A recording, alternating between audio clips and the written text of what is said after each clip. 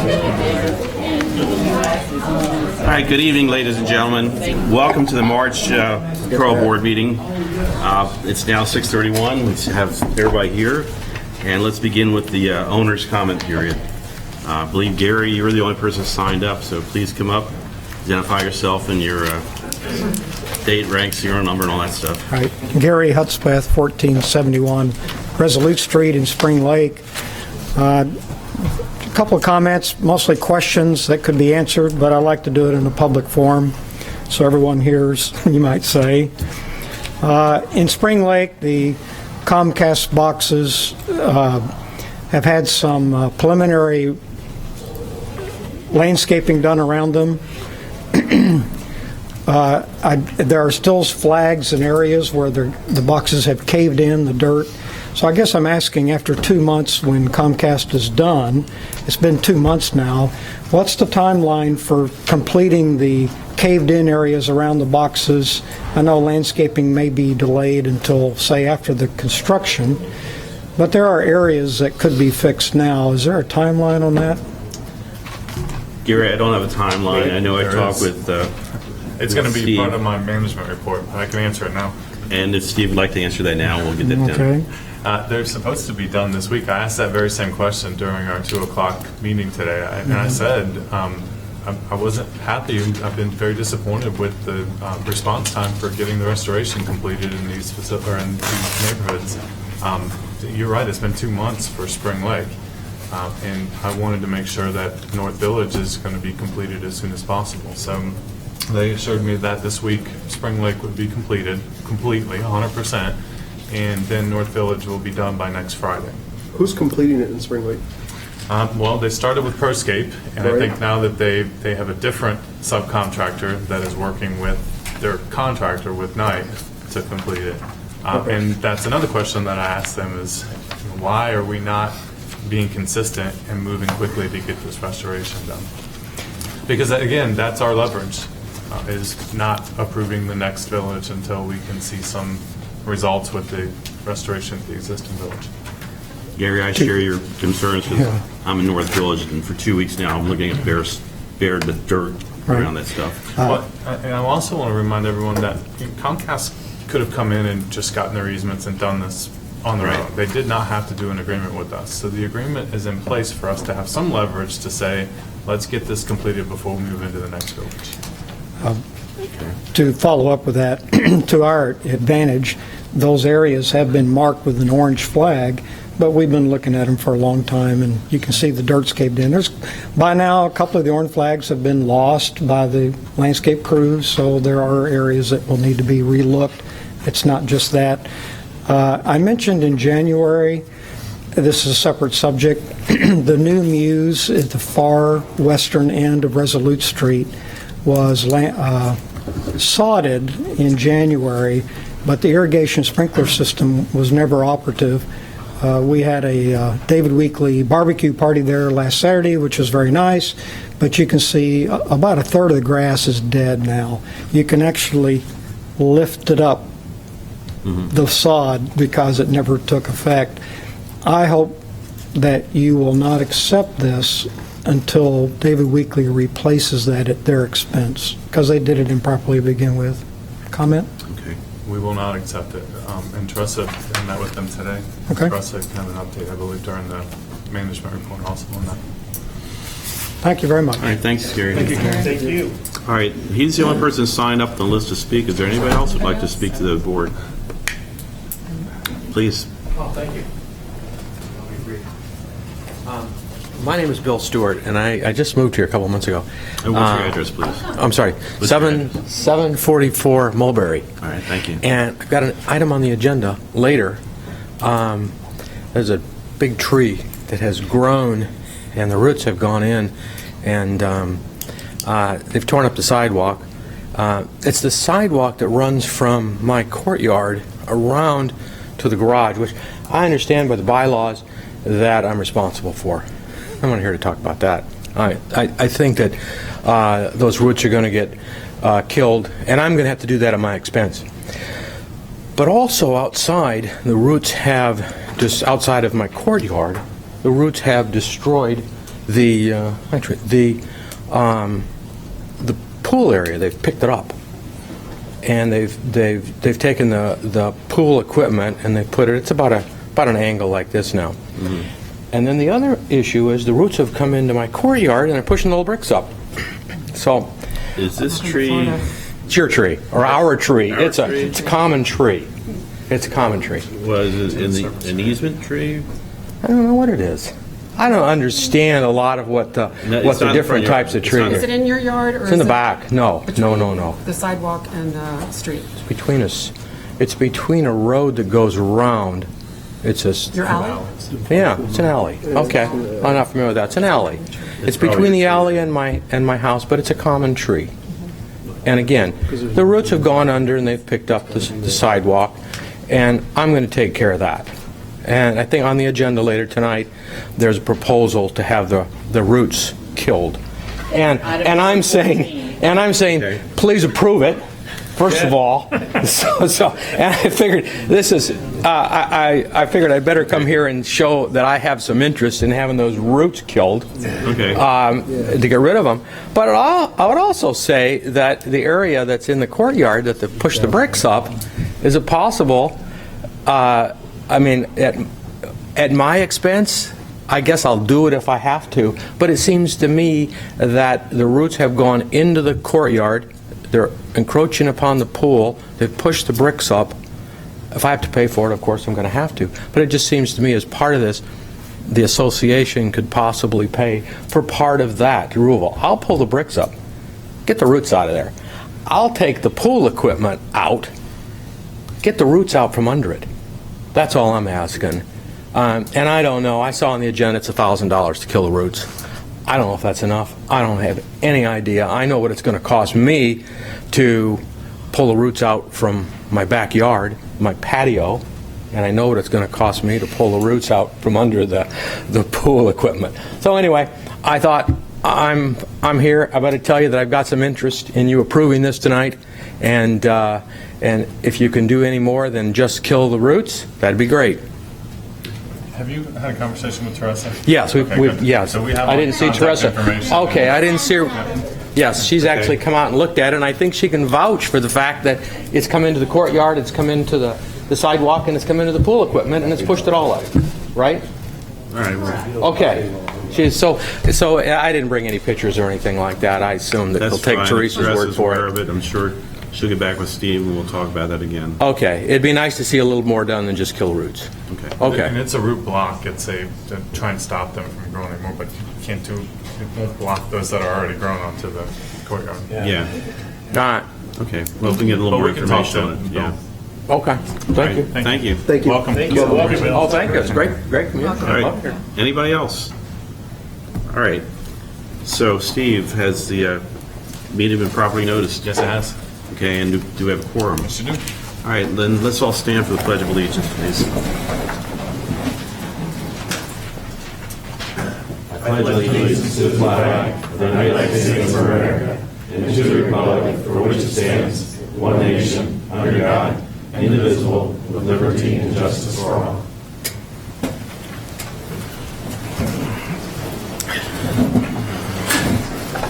So with that, we'll call the meeting to order, and I'll ask for a motion to adopt the agenda. So moved. Second? And Eric, and then Debbie. All in favor? Aye. Opposed? Okay. And I ask for approval of the minutes So for moved. the, okay. Debbie, and second? Second. And Eric. Any discussion? Okay, all in favor? Aye. And the minutes are approved. I'll need to abstain, because I was not on the board at the time.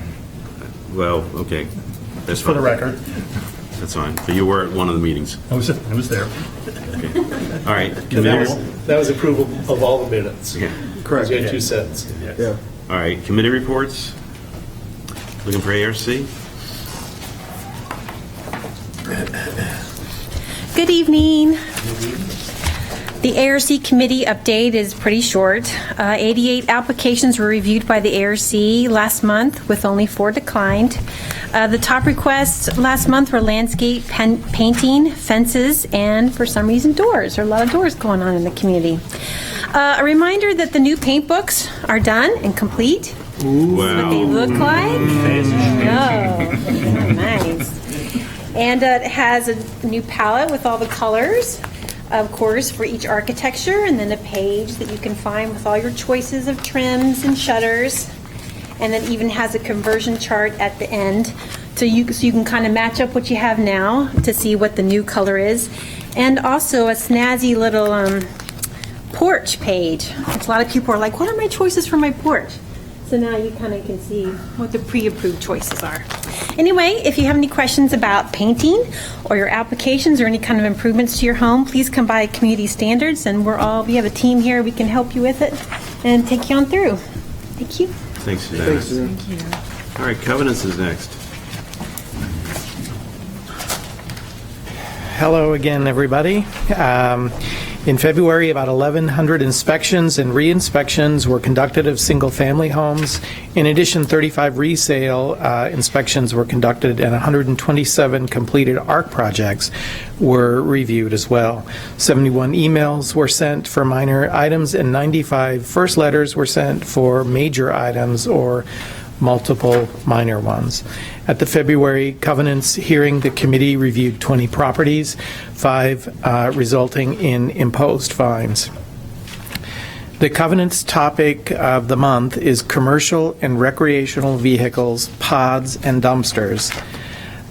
It's timely because I know there's been, a lot of discussion around town about this. Doors.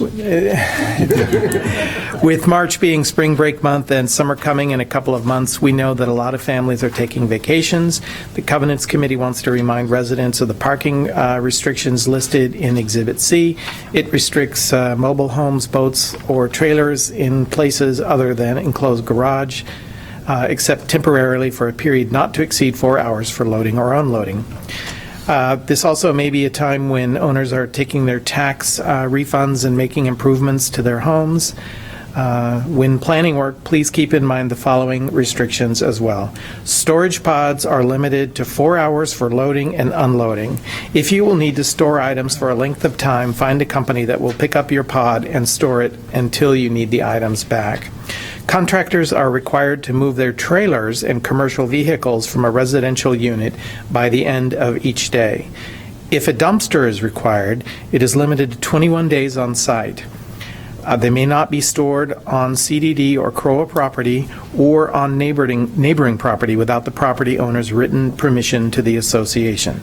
The dumpster is to be stored behind the home or in the property owner's driveway. If that isn't possible, the owner should contact the Covenants coordinator to determine an acceptable alternate location. The inspector continues to drive through the community, conducting routine inspections every 6 weeks, and has reference materials in the NEV with her to assist you. The Community Standards team also is ready to work with you at Town Hall. So if you should get a letter, we encourage you to contact them. And I will say, please contact them. Don't let any amount of time elapse. If you should get one of those letters, because it's just really easy to take care of whatever the issue is. They can assist you with timelines, applications, and maintenance plans. So finally, thank you to everyone for all your hard work, keeping Celebration looking beautiful. Thank you. Mark, I have 2 questions. Yes, ma'am. The dumpsters, are there any cones or reflectors required on them? I don't. When residents do want to get dumpsters, we do encourage them to do that. Cones and reflectors. Yeah. And I know the county's working on some requirements for dumpsters too. Okay. The right-of-way permit, utilization dark. form, so that'll be coming. It would be, Oh, sorry. well, I was going to say, it would be really important too if you're wedging a dumpster onto a rather narrow apron in an alley, make sure it's well marked with reflective material as well. I got to say one other thing. There's restricted items that are allowed in that dumpster, construction materials. It's not a target of opportunity for all the residents to throw sofas and everything I else got a in couch that I gotta get rid of. There you go. I saw your couch too. Okay. I saw a toilet in the roofing dumpster. Usable? It was okay. I had to replace the flap. I have one more, Mark, I'm sorry. The, Yes, ma'am. Fountains must be running 7 days a week during business hours between 9 and 5? Fountains located in your front lawn, correct? Yeah, in residential units, the Covenants Committee determined that the workshop they had in December. 7 days a week between. So if you're going to have a fountain, it has to be running during. And if it's broken, just call you up and say. Yeah, and say it's broken and Or then turn they'll be it into a fixing it planter. soon. Or, no, or you can ask to get it removed if you don't want to keep it. Toilet. Okay. Thank you, thank you. All right. Thanks very much, Mark. All right, thanks. Sorry, Mark. And special events. No, he was warming The up. special events are special because we had that dog park opening this last Friday. That was great. I'm sorry. I was going to end with that, but I'm going to start with it instead. The Special Events Committee would like to say thank you to all the staff and board members and residents who helped bring about the dog park. And we've had a chance, all of us on the committee, to be out there a couple of times, and people are really, really enjoying it, and the dogs are really enjoying it. So it's a really very nice thing. And I do want to say that we are still selling the bricks and the tiles, and that all the money raised by the bricks and the tiles will be going exclusively to further amenities at the dog park. I mean, I've spoken to a lot of people out there, a little unclear, but every dime over and above the cost of the tiles, the installation is going right into amenities. And at some point, hopefully, we will have a way of discussing with the community what kind of extra amenities we are going to get. Misters, which are these wonderful, they look like hydrants, and you press a button and they spray water. And when you get to the summer months, these are going to be very important. And we know we need shade, particularly in the small dog park. So the bricks we have going to be able to be selling for quite a while, but the tiles we want to put on the front of the dog statue column, and there are not that many tiles left. So if you want to have a tile, now's the time to buy one. And now we get to there's many wonderful things that are happening this month. There will be an aquatics open house on Saturday, noon to 2:30, and they offer a free swim lesson. Egg decorating and petting zoo on Wednesday, April 12th, from 3 to 6 p.m. at Town Hall. The egg hunt on Saturday, April 15th, at Spring Park, beginning at 8:45 a.m. How many eggs? 10,000, 10,000. 10,000 with little things inside. It's going to be great. They all go, I've been told. Not one left. Very quickly. And they go very quick, yeah. You can get those eggs off of the lawn in a matter of minutes, but the kids can't clean the room. April 21st is the next movie night, Ratatouille at 8 p.m. Mother-son outing scheduled for April 29th. Saturday, April 29th, free Aqua Fit Day. Friday, May 26th, Swim for a Cause to benefit Special Olympics. Saturday, May 27th is the Memorial Day ceremony at Founders Park at 10 a.m. Wednesday, May, we don't have a date on this. 31st is our Aloha to Summer event at Lakeside. From 5 to 8 p.m., we will have a DJ, games, grilling hot dogs, and shave ice for residents. Then at 8:30 p.m., we will be showing Moana on the Great Lawn. July 4th is the parade apps. The parade will be July 4th parade apps. The apps will be in the April paper. Apps will be in the April paper, and breakout registration opens on April 17th. Have we sold out for the mother-son outing yet? Can you elaborate on that while we have a chance to talk I've about been a it? little disappointed. Last count, I think we had 18 signed up. Well, can we tell them what it is so we can get more people to sign up? I'll let you. Thank you. You can't say you're ever bored in this town. There's plenty of things to do, plenty of opportunities to do.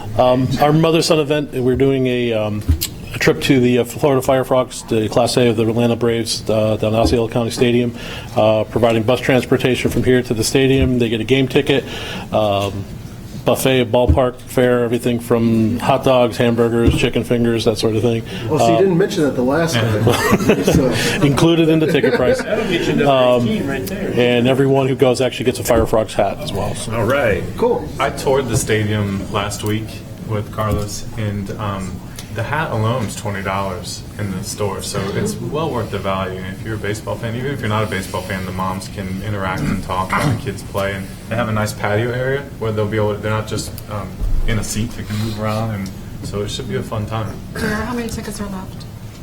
We can sell up to 200. That's we have the, we to have 200? we have the whole patio. Yeah. All right, let's sign up. It's a good deal. How many go on the bus?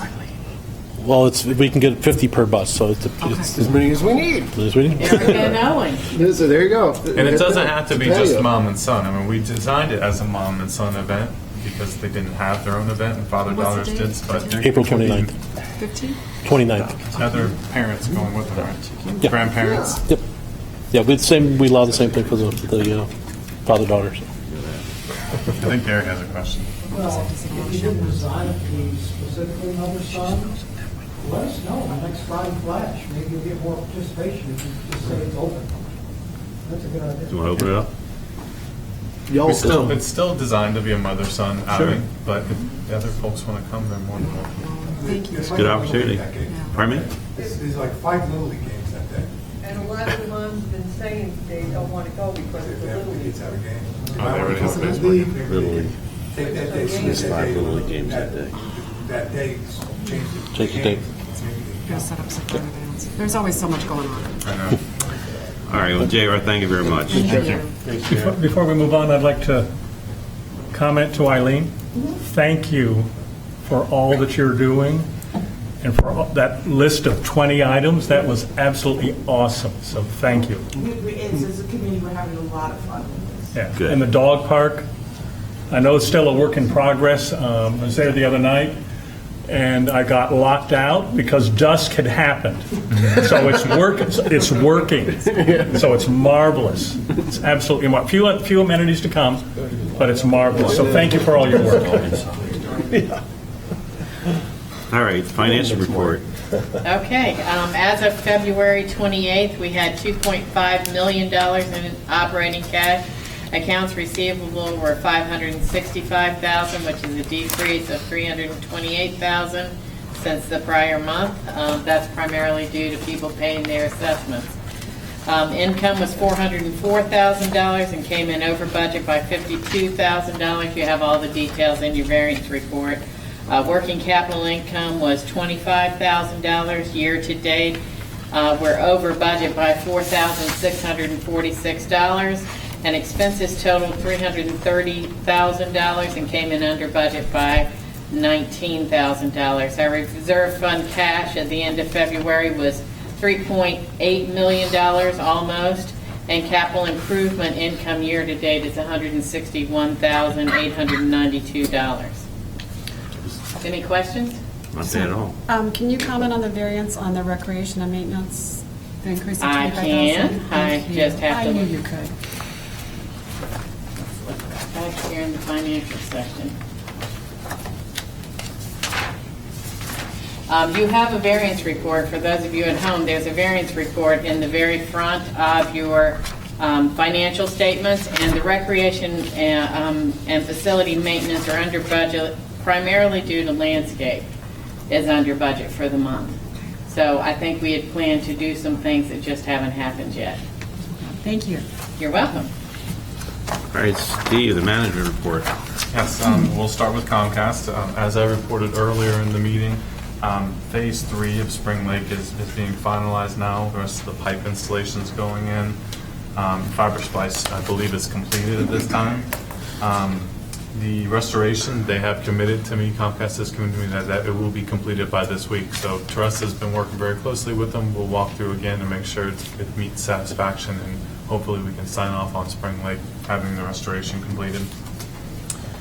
In North Village, restoration is scheduled to be completed by Friday, and that's for the easements. They are just starting, I believe, over the next week, and this is Friday of next week for the restoration to be completed. They're just starting next week with any of the fiber to the home. So existing Comcast customers that have Comcast now will have fiber go into their yard and connect to their home. The reason why they're doing that is that they're working off of old lines that will no longer be operational once the fiber overlay is completed in this community. So if you don't want them in your yard, if you have Comcast, you won't be able to use Comcast anymore. And I'm not sure what your contracts look like with Comcast. If you have a 2-year contract, I'm not sure how that works. You'd have to contact Comcast. So they will be coming in the yard for existing customers. So the fiber's going to the yard, but is the house still coax? If your internal house will be whatever wires you have in your house, but the fiber will go all the way to the ONT. ONT Your on the side of the MPO, your house. minimum point of entry. So it's the box inside the house. Okay. So North Village should, within the next 2 weeks, they should be completed with that. Sorry. Go ahead. When will we're going to have a dedicated number here. When will that be up and operating? That dedicated number was sent out with their communication piece that they sent out.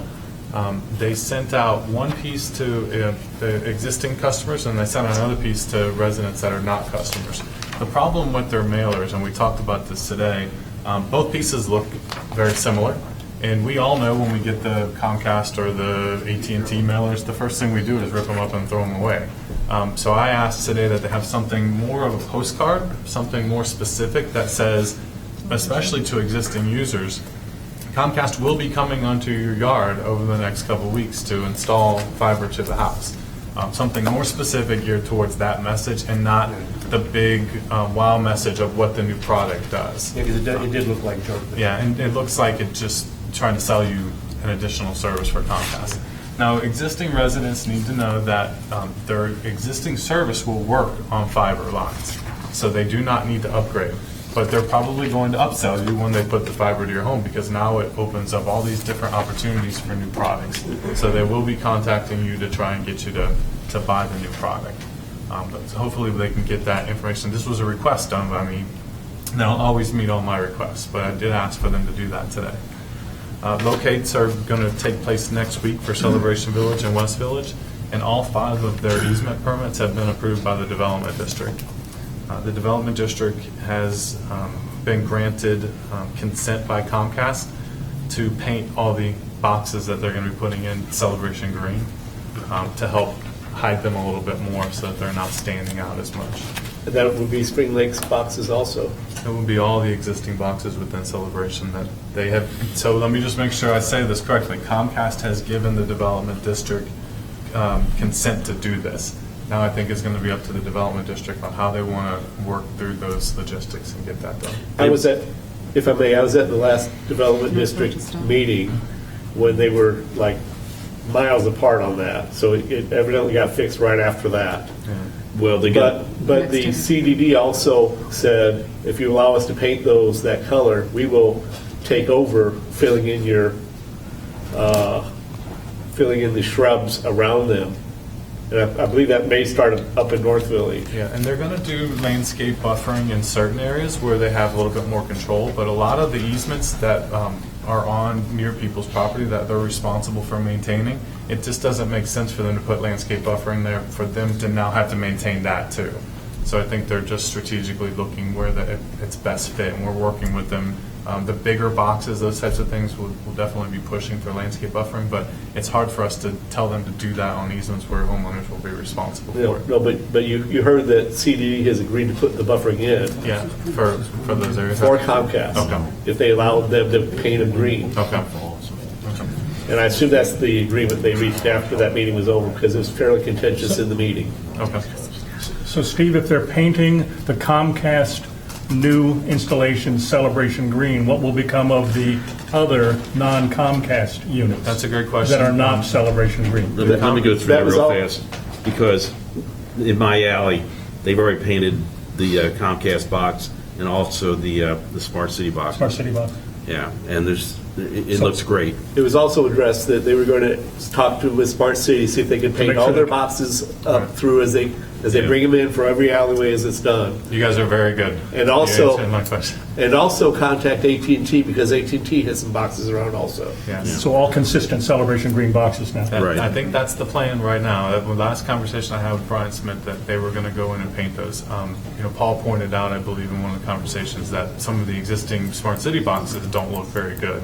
And it's one of those things that you don't really pay attention to until you start thinking. But I walked out of my house the other day and noticed all the boxes are looking kind of bad. So I think it'll add a nice pop to them to have the Celebration Green painted. So that's everything for Comcast, unless you have any additional questions. I do. So I guess if they're going to complete all of the restoration by this Friday in North Village? No, this Friday in Spring Lake. Okay, so did they give a curative date for North Village? They said by next Friday. Okay. The end of next week. So even a week from Friday, there's a crap ton of work that's going to have to be done. I took a gander through there, a drive through, and I can just about measure exactly where every single handhold is, where every single trench was dug, and where every single underground piece was put, because the sod is dead, like just dead, in a beautiful brown square on everything. And I'll admit, I don't know how that happens, because I'm not an expert in turf grass science, but I cut my own sod to replace a sprinkler head and put it back on top, and it's still alive. So I don't know if there's just if they're waiting too long in between the two times that the turf's dying out, but it doesn't look the best. And I understand that we're living through a construction time, but we really don't have too much leverage in this situation, and we really need to hold them to making sure that that's fixed, because ultimately what I don't want to have happen is then it come back on the homeowner, that the homeowner is then needing to fix something else that they didn't break to begin with. Right, and that's one of the concerns we've been hearing from residents, is that they don't want to be held accountable for through covenant inspections for areas that should have been restored properly by Comcast. And I agree with them 100%. The leverage that we do have is that we will not sign off on the next village, because even though they got their permits, the contract does say that we sign off on construction plans for the upcoming villages. And part of that is restoration. The other part is me working with the development district to make sure they're doing the best they can to hide those boxes, so that they're not just throwing a plan together that hasn't been vetted a little bit. I can't guarantee the residents that as they go through and do the construction that the first go-round is going to be perfect, because we've seen that it's not perfect. But what I can do is continue to do what I did today in the construction meeting, and that's just voice my displeasure with how the restoration is going up to this point. I mean, there are 2 villages in, and we're over a year into this contract, and that just that's not meeting that time frame that we agreed upon in the contract. But again, our only other option is just to cancel it, and now you have 2 villages that have Comcast and nobody else does. So I continue any opportunity I can to let them know that the restoration needs to move quicker, and they should have somebody following them, the work crews right behind them restoring. And I told them today that is my expectation for that. And again, I was told that that's what their plan is. That's what they're meeting with a new subcontractor. They're trying to work that out. So we'll continue to hold them accountable to that. Yeah, I think where the disconnect is sometimes is the leadership in Comcast is not necessarily connected up with the folks on the ground, because a lot of the folks on the ground that I've talked to directly are pretty understanding, and they understand what's going on with it, and they are bringing in a bunch of different subcontractors to handle the work. But it's kind of you got too many cooks in the kitchen sort of thing, and no one knows what's going on and going where. So I think that's a great statement. I think that the guys are working very hard, and I make sure I let them know that every time I talk to them, that they're doing a good job putting making the construction time frame work. But the restoration has to be better. They have to get the communication from the vice presidents and those above. We also met with them about marketing, and they have a really big truck, RV almost, that has collapsibles that come down that will allow residents to come out and get a full experience of what all their products offer. You can see all for their 4 hours gaming when they're loading and unloading, though. Right? Yeah, okay, there you go. Thank you. It's going to be an event that we'll hold probably here at the 851 building. The truck's just so big that there's no room for it in North Village or in Spring Lake. So we're trying to work with them, but they have to have the fiber here first to connect it to. So the time frame for them putting the fiber and then coming in and connecting. And JR's working very closely with them on that. So we'd like to get some excitement, go above and beyond just the installation. I've had a lot of residents say, well, this didn't happen when Smart City came through. That's a revisionist memory because it did happen. I got quite a few phone calls when Smart City was coming through also. So we're going to continue to work through this with them to get the restoration back to where it needs to be.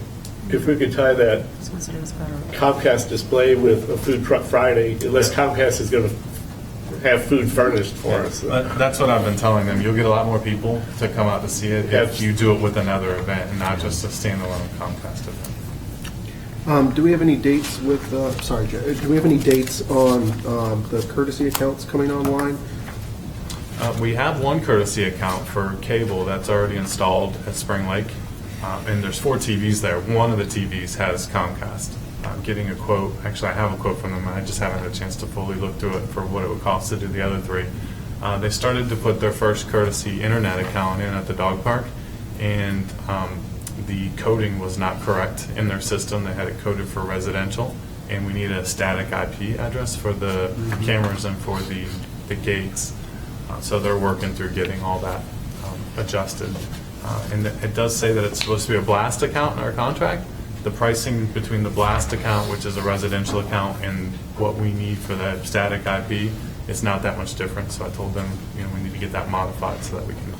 It doesn't do me any good to have a residential internet account when all I'm doing is hooking up the gates for the dog park and the cameras. We're not going to be gaming. We're not going to be downloading, streaming videos. It's just for very low bandwidth for that function. Okay. All right, Steve, any more? The other courtesy account will be at North Village, so that'll be following shortly. And has there been any more discussion on the community Wi-Fi piece? That will come after the complete infrastructure is in place. Okay. Just so that they don't forget. Yes. Steve, did Comcast work with any of the condominium? They do. I believe they're getting close to finalizing, and maybe Georgetown and Sienna, they're both here. Maybe they can talk about a little bit more about it. I'm not sure where they are in the process, but they did say that they were getting closer to doing something with those 2 communities. Thanks.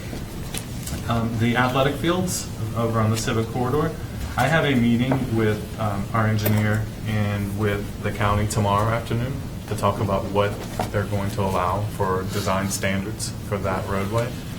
So ultimately what we're trying to do is fit as much as we can on that 50-foot easement at a reasonable price.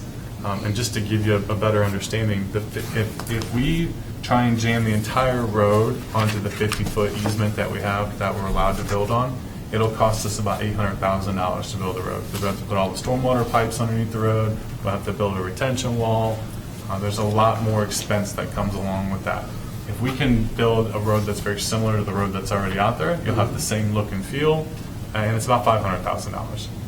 Problem with that, though, is that we don't own all the property. We would have to get an easement from the golf course. So we're in the process of trying to work with them to give us some sort of easement to allow us to put utilities and a little bit of sidewalk on their property.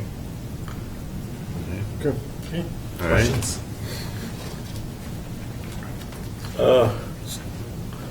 No, I'll tell you later what I referred to at the CDD meeting last week. Okay.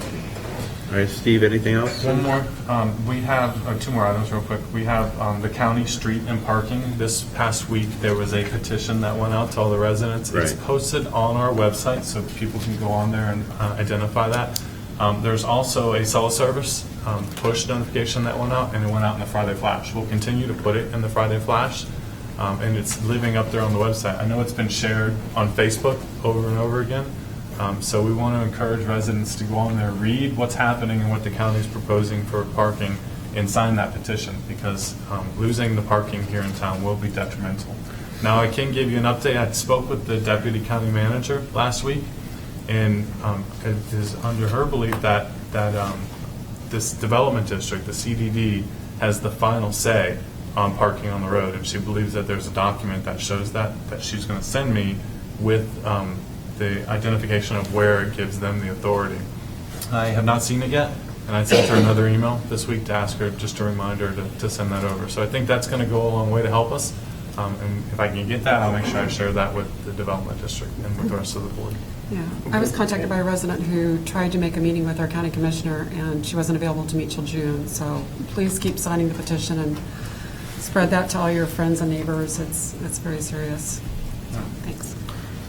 And yes, Go ahead. the last time I have is last week the board drove around with us with staff, and we identified some areas that we're looking for some improvements and some action items.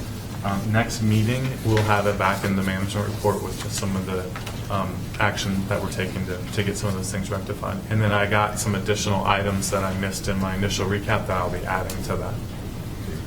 And that is everything that I have for that part, but we would like to ask Davey to come up to do the operations, their maintenance. Steve, while they're coming up, just a follow-on or a request when you do the Friday flash on the county street parking, if you can just delineate for the reader what's new this week, so they don't just see the same thing, oh, I've seen this before.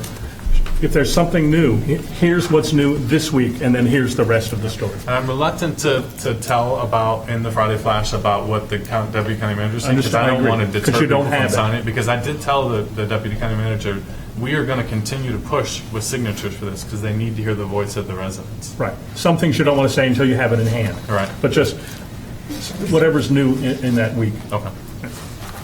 Okay. Hi. Hello, everyone. Prior to getting into what we've been doing with landscaping, I just want to share something, kind of as a community service announcement. With being able to water your lawns and stuff for only like 2 days a week for most people, I've been noticing a lot of browning of everybody's lawns for home and things like that. And it doesn't go or take very long for a major issue to develop. And so I just recommend everybody pay attention to the brown stuff. We had a fire at one of our other properties this week where somebody was just simply using an edger, and sparks from the wheel of the edger caught a field on fire that fast. Now, Roger and all my guys are trained in handling those issues quickly, so we were able to stop it before it became an issue. But so I'm just sharing that with everybody. So once you're involved with it, you kind of get a feeling of, wow, this could have been a disaster. Look how many homes could have been damaged, or people, or whatever else. So I'm just sharing that with everybody to be cautious about that. I think I read today that we've had less than an inch of rain in the month of March. Right. Our lakes are down a lot. Is that something you can put in the Friday flash? Something that links those two? We all know we've had little rain, but just to connect the dots. Each village has a different schedule. Like the main village is Monday, Thursday. I don't know what yours is. Yeah, we'll have it. Yeah, because I think a lot of us forget, or if you're new, you may not know you can only water on certain days, and that's it. So that would be great. I'll get with JR, and then I'll see if Rick has any information you can email me that we can add That's a good reminder. Thank you. Be happy to. All right. I noticed a little bit of change in your report where I tried to go right down the list of items we have on the service report. I'd like to get some feedback. I mean, next time I'll be adding pictures and stuff, but this time I wanted to really address the fine points and what we're doing and making sure we're addressing the items we're supposed to, and when we miss something that you know that we missed it. And did that work? This is great. I've got questions. The one thing I brought up last month was our smaller park areas, and I went back out this month, and they still are not getting much attention. I went to in West Village, all the meeting areas. I sent a picture, Steve. It's just a lot of trash, just obviously not being maintained. So the smaller parks, I think the larger parks are looking a lot better, so I appreciate that. But I think our smaller parks are still, and again, I mentioned it last month, they're not getting the attention that they need. So that's my perspective. So you're talking about the ones on Medina and Trumpet? And all three of them, didn't seem like they were being maintained very much at all. And I guess the question of the trash, is that trash in the parks, is that David's responsibility or is that somebody else's when they're, because one of the parks had a ton of trash in it. Yeah, it's our responsibility, but it's only certain days during the week that we do it. So it could sit there for a couple of days before somebody Been there. actually I can show you gets the to stuff. that. I've been there a while. I saw the picture. Yeah. Steve did share it with me, Okay. so I made sure that we've made arrangements not to let that happen, okay? Because I was disappointed with a few things that we did this last month. I know that we got, the leaves became an issue for us, because I found that the leaves, waiting 3 weeks for the crews to come around and do it. One, you had residents complaining, thinking we weren't doing them at all. Two, I was finding that all the new sod that we were putting in was having damage from the leaves. If they sat there for more than a week, we were starting to see bare areas in the sod. So I had to start sending people back off of one thing, like the weeds and things like that. I was sending them back to take care of some of those leaves quicker than we should have. Are we picking up the leaves, or are we just blowing them into someplace? No, they're supposed to be picked up. We have been picking them up. And so that got us behind on the weeding, but I've also changed the product and adding additional product, and I've adjusted the crews differently to where the weeding is no longer in the detail crew. It's a separate crew, so they'll be going out every week and doing that instead of being on an every 3-week cycle. So I think that'll help a lot. And then I've been starting to do over the last 3 weeks, I've got Roger where he's working mostly with the service areas and things of that nature. So I'm back out doing all the quality control on the parks with Roger. And I think I visited everywhere 3 times last week. Good. And I brought in 32 people on Saturday to address some of the items. And we'll be bringing in a crew again this Saturday. And then we should be caught up with everything. So Thank you. Thank you. I think that's important. important, in addition to Yeah. those small pocket parks, the service areas too, because those residents are paying, their individual assessments for the service areas, so it's important that we stay on top of those streets. And Rick can articulate, and it sounds like they're putting a plan in place to really get those addressed. After the drive around, he told about the North Village pool area and the North I Village actually playground. told the gentleman that was out there working that day, and he Yeah, that went in was there. just absolutely deplorable. yeah, he went in right away and took care of it. Because Yeah, because you have a grasshopper infestation in those bushes, too. Yep. Well, that's right. There were a lot of grasshoppers in Northfield. Did you speak with him about the Artisan Park amphitheater, not the lawn down to it, but that one off to the left of that? I don't think that we had that conversation. I haven't, but I have with Todd, Yeah. even though he stood me up today. I haven't been stood up like that since high school, you know? He had to stand me up for a meeting. But I have to. to answer your David question, and I hijacked Todd for about 2 hours this afternoon. well, it was you guys that did it, okay. And when we were done, I said, Todd, I'll buy you lunch if you'd like. And he goes, no, I've got too much work to do. So he was trying to catch back up. All right. All right, we called, Todd and I kind of named that the hog area. And what's going on there is that the, excuse me, getting dry, the hogs are still active in that area. Yeah. We've talked about getting it. I met with a couple residents this last week when I was around, and they told me they saw 3 the night before in that area doing more damage. And they said they're so proud they walked down the street. Yeah. Oh, yeah.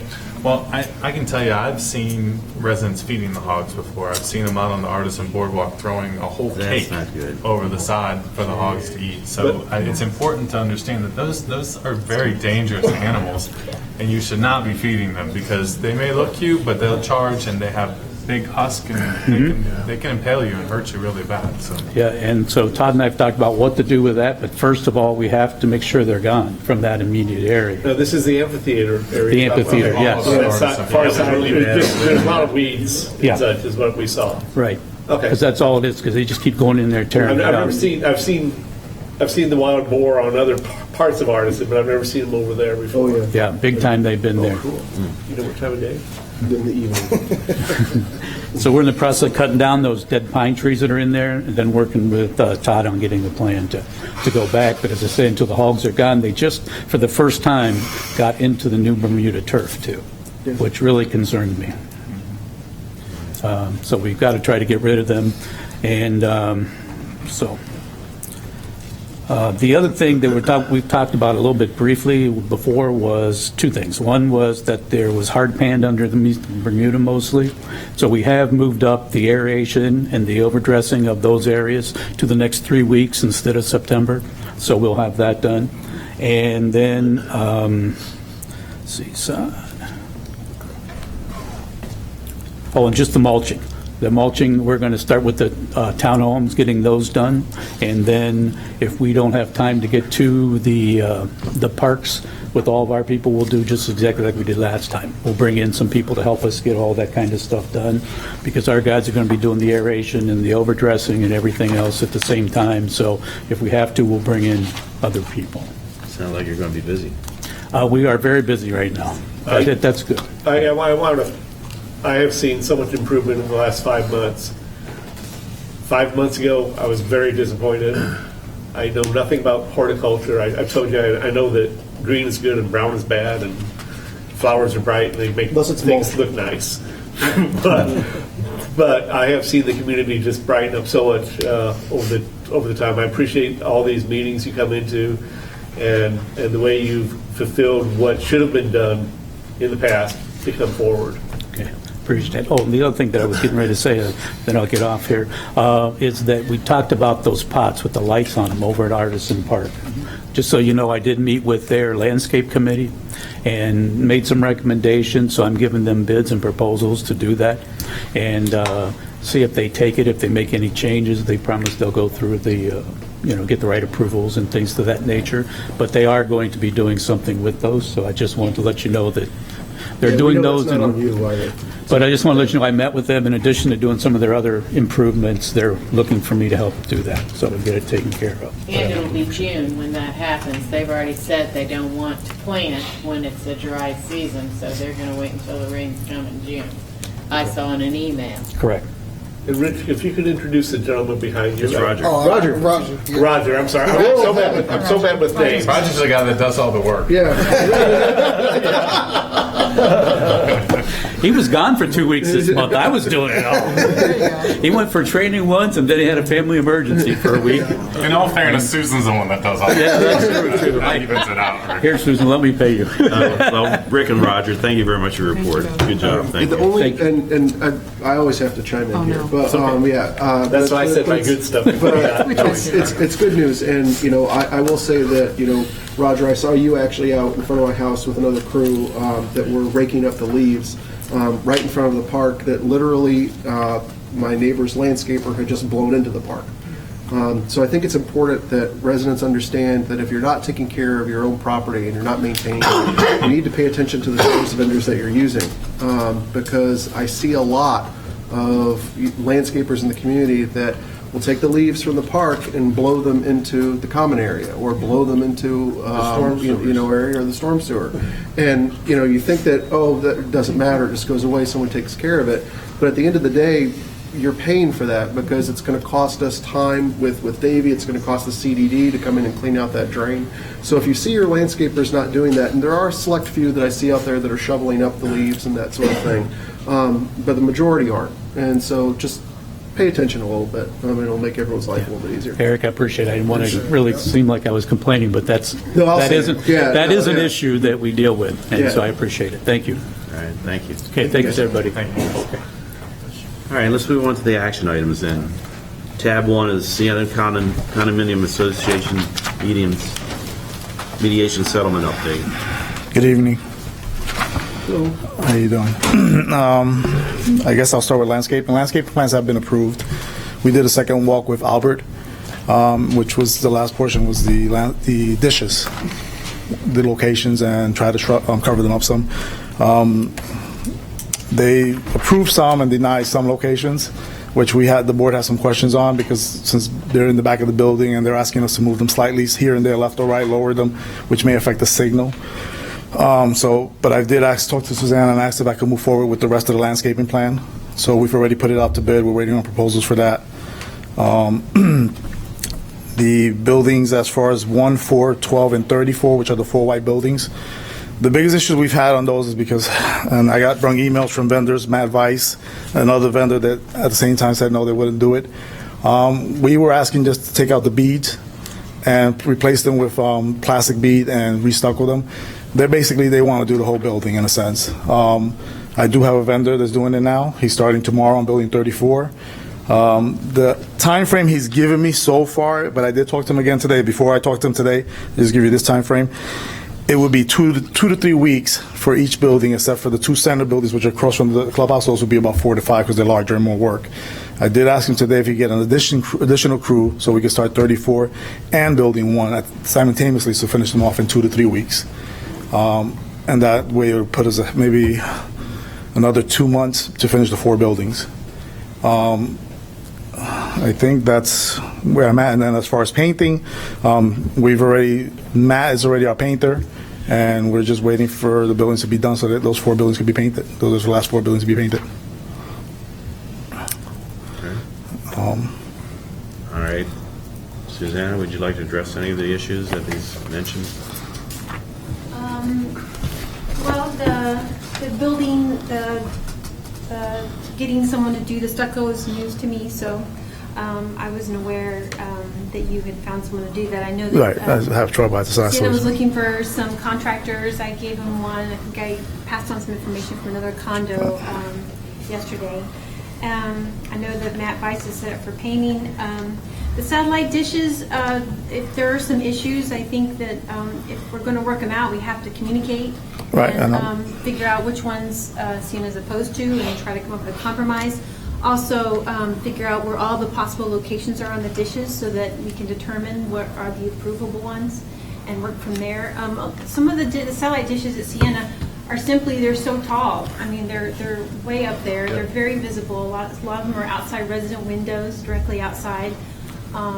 So, the goal is you can't hide them completely, but you want to hide them at least a little bit visually so people aren't walking out and just seeing these dishes everywhere they look, on their property and outside their homes. So, And why didn't we go to a central antenna for each building? It was $97,000. Yeah. I think when we met with the Sienna board, correct me if I'm wrong, but I believe we talked about the Dish Network or DirecTV, whoever it is, coming out and saying, these are the locations that it will work. That way Susanna can say, this is the best location from a community standards standpoint. I think if you just move them and say, okay, what about now? That's just, it's counterproductive. It's not getting us where we need to be. So I think it makes a lot of sense to say, where can they go that they'll still work, and then we can give an approval based off of those 4 or 5 different areas that they may be able to. That was done. We gave the map to you guys. That was done by the company that was recommended, which is Dish Plus. They gave us a map, and they said these are locations that were good. They worked. There was but there was only one location per building on that map. You know what I mean? So then when we came back, and that was the only choice that we had to review it. If you put them, honestly, if you put them anywhere else on those buildings, if you come out and look at the buildings, if you put them anywhere else based on the way those buildings are, you can't run the wires to the units. So the reason those locations were picked was because the green boxes are there, and we're hoping so they can allow them to tap into that wire instead of trying to run wire all over the building, which they can't do.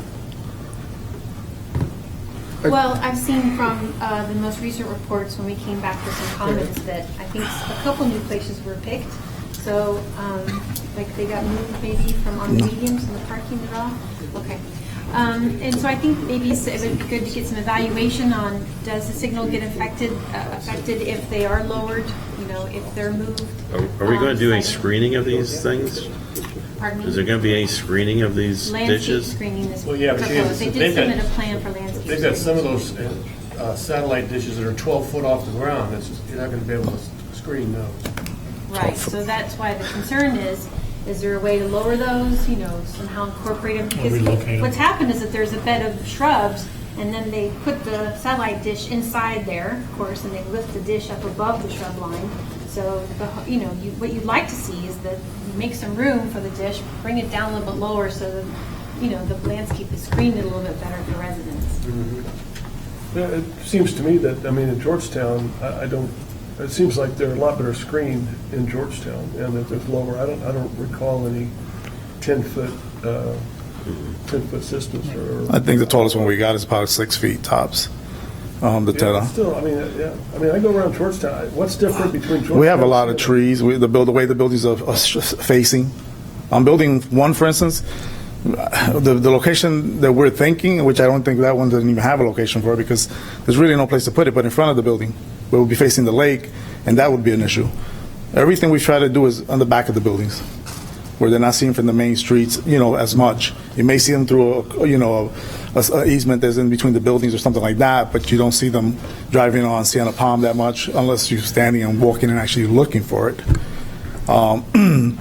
So that's the biggest thing, is the trees, the way the buildings are facing, the fact that they can't run any wires around the buildings to get to some of these units, because, for instance, the one, building 2 is an example. The antennas are in the back. You have doors for units in the front of the building, so you can't run all those wires all around. So we try to find a location that's closest to that green box, so that way they can tap into that if they want to get the service. So explain this a little bit more.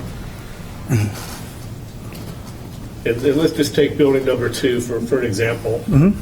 So you have a rectangular building, and do you have a single entry point for all of the different units in there? A single point entry for each unit. For each unit, you have a door, yes, an entrance. You don't have one point for everything. So You got one junction box. Correct. 1, 2, 2 box. Yes, I sir. think that's what he said. That's what I'm asking. I'm asking for the electronics to run into. This is the way the building is set up. This is the back of the building right here. And you see the antennas this is the location. Yeah, there's a bunch through there. The newer antennas from Dish, I know, can handle multiple units even.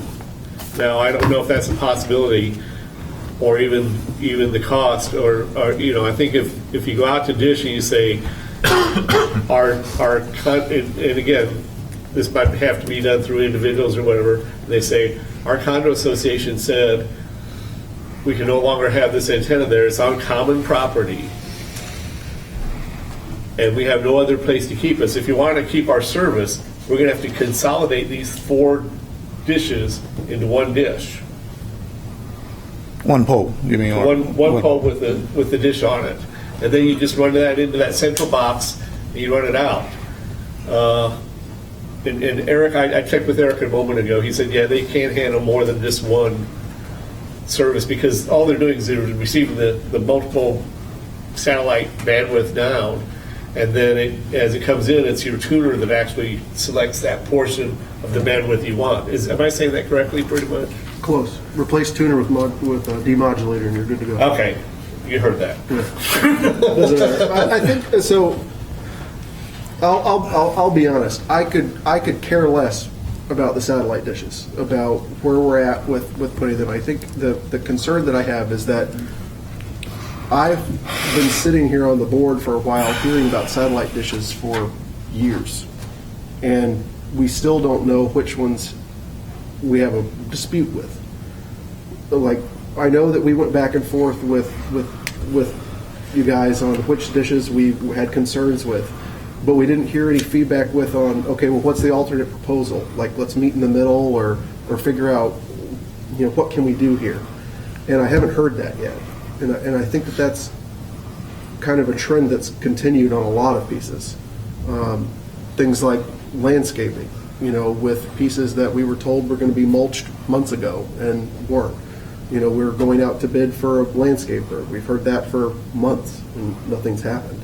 And I know that there's challenges in between, maybe from what I'm seeing from an outsider, between Sienna management and the board, and there's there with communication, and just I understand there's time to get things turned around, but there's been a lot of time that's passed on a lot of these things, and I just don't. I mean, I think that we've tried to be accommodating on, having our landscape architect come out and be able to provide. I think that we've tried to be receptive on, providing updated feedback. And I'm just, I guess what I'm saying is I'm not feeling the love on the back end. I'm not, getting the feedback that I guess that we would have expected, either in a timely manner or in, kind of what I would expect. Didn't we ask for a timeline last month or a month before, and we never got a response? They did respond with a letter giving a kind of a status update on where they were, which is basically what he had said. They were looking for contractors on the stucco They were getting revised plans from New Leaf, who is our landscaper now. And this is, Was it a timeline with dates? Where do we stand on our timeline now? Behind, How far behind? several months. I thought most of this, like with the buildings, was supposed to be done by now, right? Yes. Wouldn't that be done? And now, Yes, it what was. did I hear? No, it wasn't supposed to be done. No, that's not what I said last. To get this little stripping thing done? That's not what I said. The first meeting we had. What did you just say now? Oh, it's now. Yes, about 3 months. So we're not even looking at painting for at least another 3 months.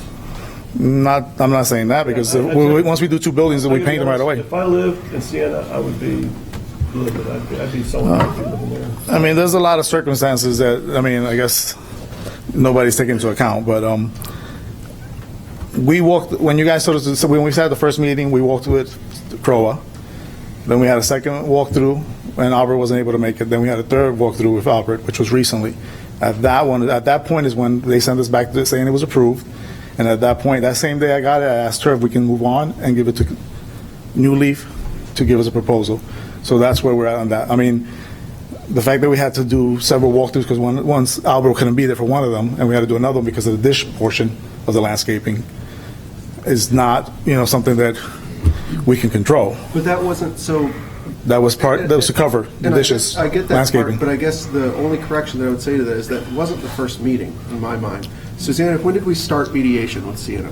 It was signed in 2013, and the work started in the beginning of 2014. Perfect. So 2013 was when we first started actually having meetings about this. It's now 2017, and we're kind of still talking about a lot of the same stuff. Yeah, exactly. So, well, we've never had meetings. We had just a mediation, and then we just started having meetings and coming into talks again about this. okay. I think I got it, Steve. I'm going to make the motion to move forward with litigation in accordance with the Siena Condominium Association Mediation Settlement Agreement. I'll second. Okay.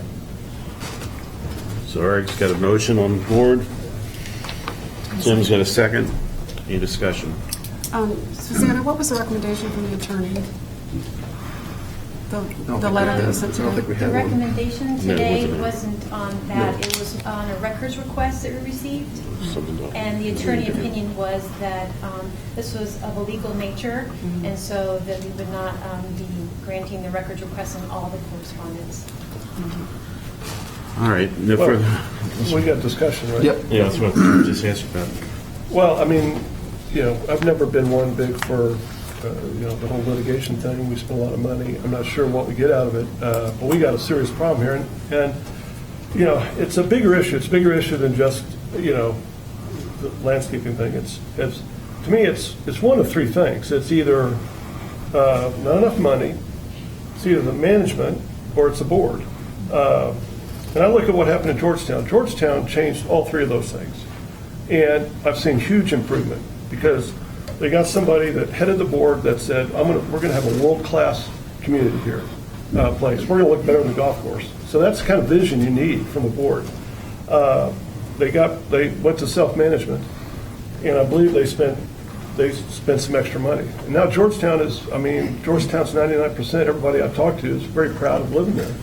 But to me, it's, I think rather than litigate, I would say, as a board, to go back and say, here are the 3 things, and we need to make some serious changes here in order to really change the whole direction of this. And if they come back and say we're happy with everything, then I'm all for just kind of moving ahead with the next step. But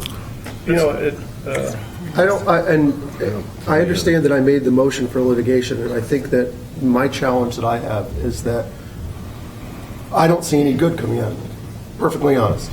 But we're out of options. I mean, in my opinion.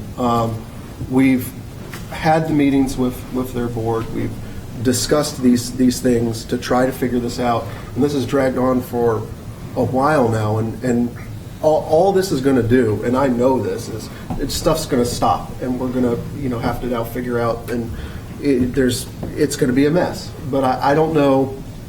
I'm kind of at a loss of what to do. I mean, because there's been months where we kind of did the same thing, where we went back and we Yeah. said, hey, can you give us a date when we're going to get this stuff back? And we still don't have a date. And that's 3 months ago now. And I agree with Paul wholeheartedly.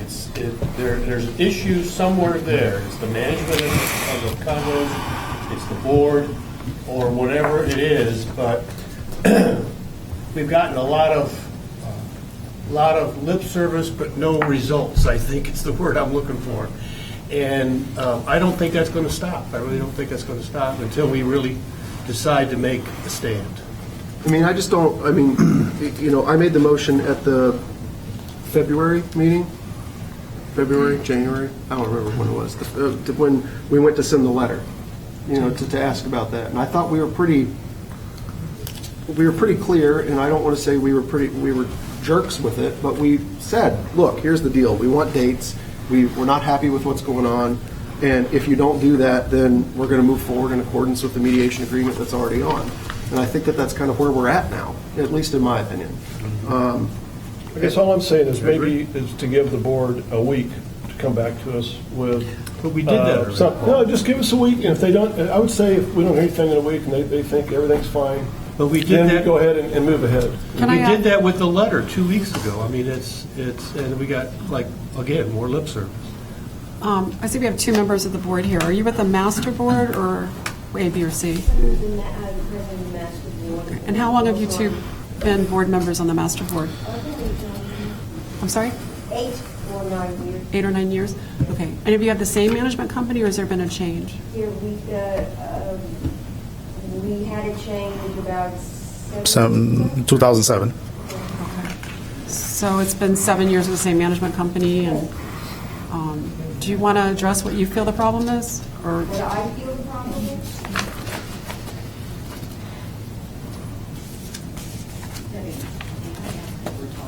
Oh, I'm sorry. Can you come up? I'm sorry. Yeah. Yeah, can you come up to the podium? Sorry. Thank you, Rachel. Sorry.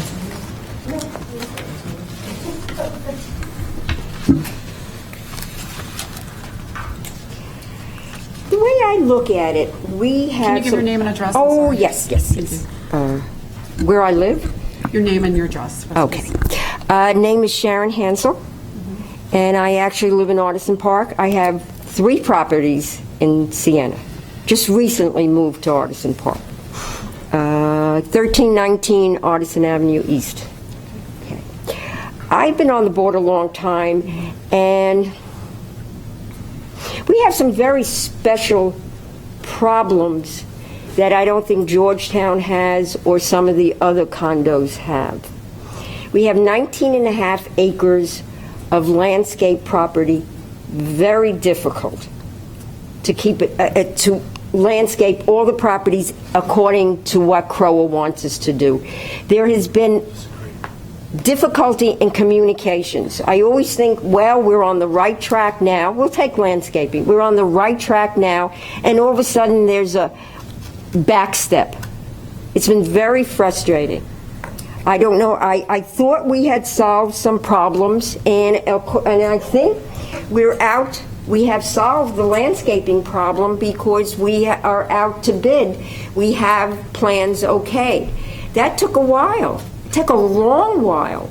I think we had mentioned before, we asked for Albert to come out and tell us what he sees the landscaping should be for Siena. He denied. He said he didn't want to do that. Well, I mean, it was a courtesy. It's not something. No. We offered to pay him. Okay. To hire him. That's prior.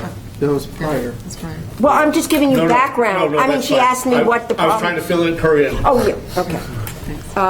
We did spend close to $10,000 getting plans. It was constantly changed with, we want this changed. It was never really clear what CROA wanted from us. There was talk of 4-tier plans and 3-tier plans where they had never been before. There was a lot of confusion. I think we're on the right track now, and I think Jose had said that we're out for bids at this point. I'm sorry. I have 3 properties. I lived there till a month ago. I have nothing in front of my house. Not happy with that at all. But I didn't see how, other than negotiating and communicating with the ARC, which we keep trying to do. There seems to be a lapse. It's not continuous. We don't have a straight conversation where we could say one thing and clarify that. We seem to be always have some kind of problem. And that's the way I see it. And I'm not happy with that. But to tell you the truth, I'm sorry, but I tell you the truth, I always thought it was the ARC that was doing that. I walked the property first with Teresa Sweet and then with Susanna. And there was always I'm just getting down to the nitty-gritty because that's what I'm asked for. Take out plants here that were growing because we think better plants would work there. That doesn't work for us. That's why there was always this kind of back and forth that didn't work. Can I ask your annual budget? Our annual budget, I'm not sure. For landscaping? For your entire community? I think it was Like 900 something. something like that. Something 900. Our landscaping is 186. Yeah, 186 for And landscaping. you spent 186 last year? No, that wasn't last year. I'm talking about this year. That was this year? Yeah, that's for this year. That's what's budgeted for this year. And then on other maintenance areas, do you have any idea Other maintenance as far as general maintenance? what you're spending on maintenance and As far as for the white repairs, buildings? everything that you're As far as for the white buildings, that's a settlement. We were, for a couple of years there, we were in a litigation. Right. So we've settled that, and that's what the money we're using for that. Right, so you had money towards that. We have money for the white buildings. That's not an issue. It's just, like I said, it's been finding a vendor that does what we want, which is the beads, and just restucco them. They want to do the whole building. We've had seven. Luke has had 3, actually Matt Weiss had 3. The last company I had, which was Spencer, Jody Spencer, and the day right before I told him I needed it by tomorrow, he emailed me back and said he wasn't going to bid on it. Even the general contractor that we have, which is Lou Burrell, which is the one that's actually going to just do it, he told me today, because speaking to him today, he said, look, if they need something from me, I will give them something. He has 7 people come out to get a look at it. And when did you receive the settlement money? A year? It's been over a year now. Yeah. I'm sorry? Over a year now. And we've done the balcony work, we've done the roof on the 2 white buildings, on the one across from the clubhouse. They had to be totally redone. And now we're just trying to get the stucco done so we can finish painting them. Okay, thanks. Susanna, please respond. I would just like to say, with due respect to your understanding the situation, that Albert, who was paid by CROA, did take several walks when this initially started in 2014 and recently a couple times. And also Jacob, New Leaf, attended, who understands landscape. So in my opinion, watching it, it was very clear. They understood, they spoke the same language. It was, this is what we need. Jacob would say, what about this plan? He'd say, good idea, or how about this? Okay. And it was very smooth, and then when the plans got submitted and Jacob, did them, they got approved, minus some satellite screening. So there has been a lot of professional landscape consultation going on. And for correction on the timeline here, the settlement agreement, or the agreement for the mediation was signed on August 7th of 2013. And there were some pretty strict timelines in there for meeting these obligations. And there was an agreement by both parties that was signed. What was the completion date then? Each item has its own completion It's date. 2 but years. It would have been within the 2-year time frame. Now, it's not to say that we didn't try to do the landscaping when this was signed. When this was signed, I took on the task of trying to save the association money by doing the landscape myself. Unfortunately, it was a harder task than I could do. We did 7 buildings, which was waterside. They were approved. After that, I went to the board. I said, look, I can't do this. It's not, everything they're asking for is just too much, and I don't have the time.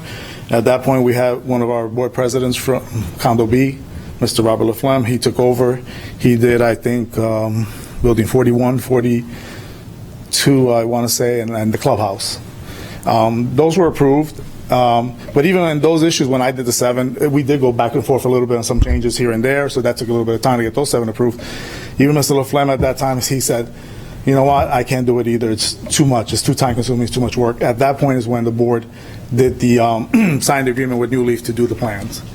And since we signed the agreement with New Leaf, yes, I'm not saying Albert never been out there, don't get me wrong. Albert has been there before that when I was trying to do the plans initially. And since then, he's been there. He went once, I think, which was the second one, yeah. Well, so he was supposed to do it twice? Well, I'm saying with New Leaf, it was one time. With New Leaf, it was one time. I mean, he was supposed to be one day where we did it alone, and then we had to reschedule it. That was after our first meeting with the board, and then we had to reschedule it. At my last meeting I came, I told you guys we had to do it again because he wasn't able to make it, and we did do it. Since then, yes, it was. We sent it over. They were done. They were approved. And as soon as I got them, I looked at them. There was the issue of the satellite dishes, and I did ask if I could move forward without that portion for now, at least to get something going. Okay. So question, what's the history of the financial audits? The history of the financial audit. What's the history? When was the most recent one, the one before that? It's being done right now. But We have it. When was the one? We do one every year. We're required to do one every year. Every year? Yeah. And who's your management company? It's First Service Residential. And you're an on-site CAM? Yes, sir. You don't have any other properties? No, sir. Okay. All right. Is there any further discussion? Right here. Please. The three issues that we have before us, basically, I mean, not considering this motion, in discussion of this motion, are paint, landscape, and dishes. And dishes are something that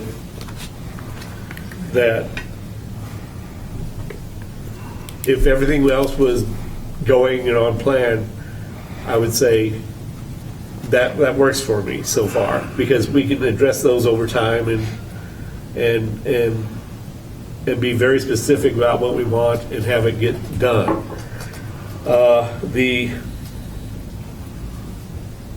The paint issue, as I recall, our meeting was sometime in December, and I don't have the date down here on my timeline. I'm sorry? November 30th was our meeting date. Albert was supposed to walk with you on December 14th, and he was ill that whole week because I saw him at a meeting shortly after that, and he was still ill. And so he actually got with you. The landscape walk that actually occurred then was the 11th of January, where he walked with you.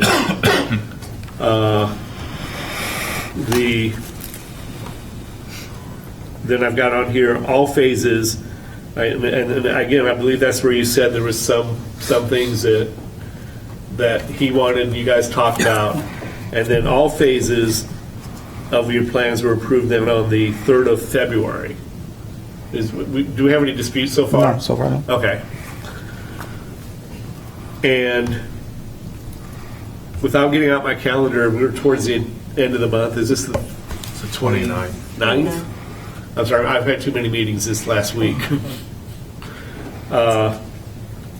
So landscape plans were approved on the 3rd of February, and we're almost 2 months past that. We're 7 weeks past that minimum. And you're saying right now that you've just got the landscape contracts out to bid? No, I've had them off since, I can remember the day I sent you the email and asked you if I gave them out. It's been about a week or two. Okay, so you waited 5 weeks afterwards before you put them out to bid? No, I don't think it was 5 weeks. Well, I waited. I know I did. I'm just going off There was a these response. dates. I asked Okay, about I'm the not trying to satellite. be No, I know. contentious. I'm just saying, when she asked me about the response with the dishes, when she sent me the dish report, then I responded to that and trying to see what we can do. And then after that, I believe it was that I sent out the notice to her and asked her if I can send it out. I mean, I'm not sure of the dates, but I can look it up if you like. And basically, if you're just getting them out, do you have them out now for all, the area has been divided into, hang on, I gotta go back to the meeting. 3 phases. You have 3 different phases in there. And have you sent the landscape bid out on all 3 phases to do all at once? Yeah, they've received all 3 phases. Well, New Leaf did the plans, so he has them already. And I've asked him to omit the shrubs that will cover the dishes for now, and let's just move forward with everything else. On all 3 phases? Correct. to begin when? As soon as I get a bid and we can vote. That's the answer. That's the answer I could give you. I can't give you any other answer, unfortunately. Who do you get bid from if New Leaf is, You don't have a contract? already got the contract? No, I don't have any contract with New Leaf. We're giving them the opportunity because we hired them to do the plans, and so they know what's expected for CROA. We figure we give them an opportunity to do that. Now, I want to back up. I want to back up to the November meeting we had in here. And at that point, we talked about, you were in the process of doing the balconies at that time. They were not finished. Right.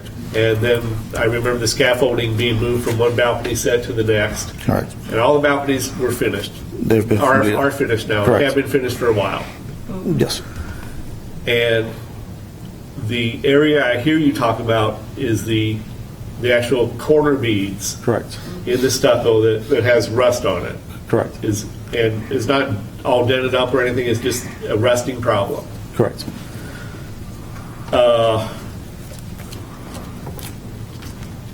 We were talking about, and I forgot who brought it up on our walk around, that I've used various rust covering problems because my house is 20 years old. Now and then I'll see a nail head come up through my white paint, and it'll be like, okay, put a cover over it, and then I usually don't see it again. But I've had a few others in various places just show up from my building. And one of the gentlemen, it might have been Tim, brought up that there's a commercial product out that's great at covering rust, and you don't have to do. You would if the problem is not structural and you're just covering rust, that it could just be a paint problem you have, not a stucco replacement problem by putting in a plastic bead. I'm not trying to solve your problems or be a construction engineer or tell you guys what to do or not to do. But as part of this whole thing, I believe you had said back in November that you were going to go through, and as soon as you have the balconies taken care of, that the beads were the next thing on your list. And so I'm looking at least a month to 6 weeks that there's been nothing done on beads.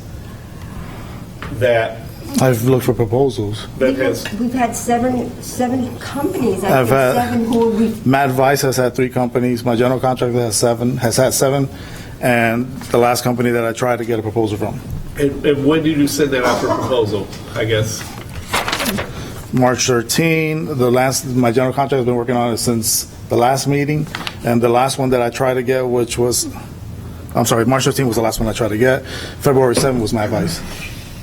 Is there a reason that they're giving why they won't bid on it? They're concerned that when they start pulling out the beads, there's going to be more stucco work that needs to be done than actually we want done. See, the fellow who is doing it now, he was at the beginning of Luke Burrell, he was part of the mediation group that did the evasive testing and all that. So he's familiar with the property, and this is what That's why my question was whether there was any structural issues with the bead, or whether the bead was just causing a rust to leak through. No, I mean, yes, there are products that can cover that, because even Matt said there is, but what he said is that it'll probably come out in another 2 years, it'll come back out. Yeah, I think that. So they're trying to just get it done where it doesn't come out no more, and it lasts the life of the paint at least, and give more time, instead of having to try to fix paint all the time, those corners or anything. Right now, the buildings we paint, some of the buildings that we painted originally, they've already showing rust in some areas.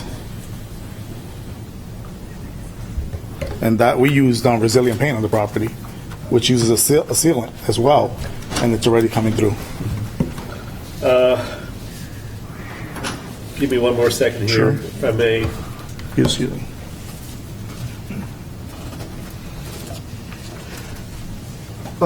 Suzanne, oh, sorry. I guess my last question is, are you going to have this done by June 15th or not? That was the drop dead date we gave you. You actually June 15th? When we went through and we spoke in here with you guys all meeting with us, you actually came through and we kind of did not an official timeline, but we kind of lined things out. And you said